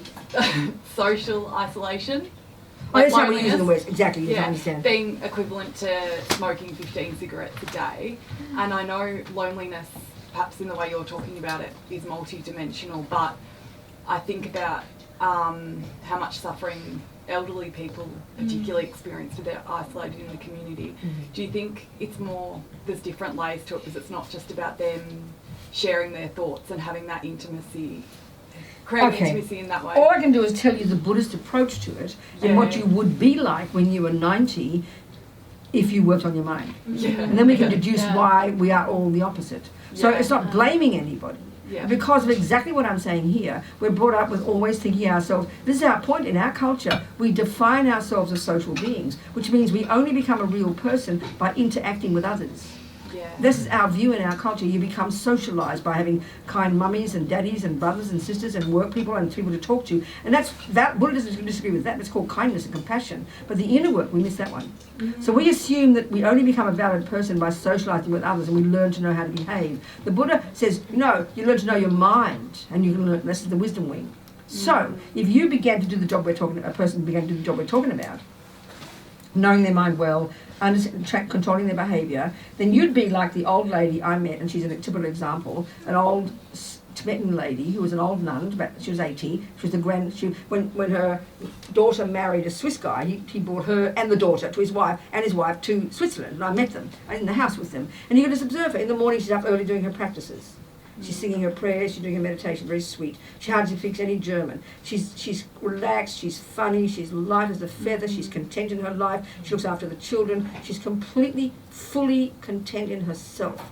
So she is an old person, but she's done the job that we don't know how to do in our culture. So if you don't do that job, you spend your life putting all your power, being a mother, being a wife, especially for women, let's say, you put all your life, you define yourself by being a mother and a wife. So when the husband goes away and the children go away, what's left? You don't know how to see yourself. You're so used to doing this job that you don't even know who you are because we've never looked. We never look. Then that will, of course, end up being lonely and isolated and depressed and want to kill yourself. That's how we are in our culture. That's the reason. Yeah. So you can't tell a person who's 90 to do that. Our job to help others is be kind and loving to them Yeah. and make them feel worthwhile. That's how you help a person. But this is the analysis of why we're like that. We assume, what we assume in our culture, because we show loneliness by not having friends, then we assume because we believe we're socialized creatures, we've got to have friends to become a real person. It's just not true. Yeah. When you are together in yourself, you'll have so many friends you won't keep them off you. They'll adore you because you'll be so lovely to be around, but you won't be unhappy if you don't have them. That's the part that we can't get. So when you hear about a Buddhist going off for a month's retreat on their own, we think they're autistic. That's mental illness. You can't see any benefit whatsoever in that. What the hell are they doing in their mind? It sounds so mysterious to us. Because our views are our assumptions are so profoundly different. Yeah. So the mistake is to hear the Buddhist views means you've got to go off and just be on your own. No, once you put yourself together, then you'll be easy to socialise with others because you'll be useful, but you're not going to be neurotically depending on others to make you feel good. That's the major difference. And we can see we don't join the dots. We can see lots of older people or younger people who aren't lonely, but we don't join the dots. Yeah. Well, that's sort of a mistake. I don't know why they're like they are. It's just different. No, it's because they probably have more contentment. They're more fulfilled in themselves. They're more joyful, they're less neurotic, and they're more kind. But selfish, lonely people are selfish, very self-centered. It's poor me, isn't it? It's not being cruel. It really is. You look at yourself, I'm not being cruel, really, I'm not being cruel. If you're feeling lonely, there's always an assumption that someone else out there should be making you happy. That's the most outrageous. That's the assumption of attachment. You're not bullying people or yelling at them, but you're sitting there feeling self-pity, thinking other people should make you happy. That's so self-centered, it's embarrassing. But we don't think that way. You understand? That's really helpful. Very powerful. So if there is a person who's lonely, ready, okay, you don't give them lectures, you just love them. Yeah. And then it's up to them to take that love and nourish their own heart and turn around and give other people love. But people who are very lonely, being very depressed and being very self-centered, just keep greedily wanting more. And they still feel dissatisfied. Still blame you for not coming to love. Oh, you don't really love me when you go to visit your mummy for 3 hours and do everything you can, practically give her your blood. Oh, you don't love me, you don't come to see me enough. That's a self-centered person who always expecting more from somebody. That's the wickedness of attachment. It's a honey-covered razor blade. It looks like sad and kind and soft. If you saw a bully, you'd say they're horrible. But you see a lonely person, I'm not being mean about this, you know. It's just another way of self-centeredness functioning. It's just, we're all like this. It's not being cruel about. It's not being criticising. It's just the analysis. Do you understand? Yes, absolutely. I had another question about karma. Is it best I wait? Just how long? How big is it? Babies in mental health, and I find it really hard to sit with, I suppose, the Buddhist view that they. Oh, I see. Okay, we'll talk about that after lunch. Yeah. Bring it up. Okay. Okay, let's think about lunch differently. Instead of attachment. Instead of attachment, seeing the food that might satisfy our eyes, the shape and colour might look nice, and then we deduce it must be delicious because it suits our needs. That's wonderful. I'm so happy for us. But let's see it from the other perspective. Instead of just thinking I'm getting what I want, which is very strong to do, because if you go out there and the food's ugly, you're going to be very hard to feel happy, and you'll find it very hard to thank Rosetta and the rest. You'll think, oh yeah, they'll try to be polite. But so it's easy to thank them because it's so delicious, because our attachment's getting what it wants. So take away the attachment and imagine the food is horrible looking. Still think how kind Rosetta and Sue and your daughter. Oh, and Samantha. And Samantha, yes. Samantha, yes. And Samantha. All these people out there work so hard, working, shopping, cooking, unbelievable. So even if it looks ugly to you, don't worry about it. Thank them for their kindness. But it's a bonus if you also enjoy it, because then you're going to feel happy, so that's great. So be delighted with their hard work and thank them for our heart and how kind we're going to eat it, get fat and happy so we can keep practicing. Thank you very much. I'll see you soon. And discuss this stuff, please. Discuss it. Unpack it. Unravel it.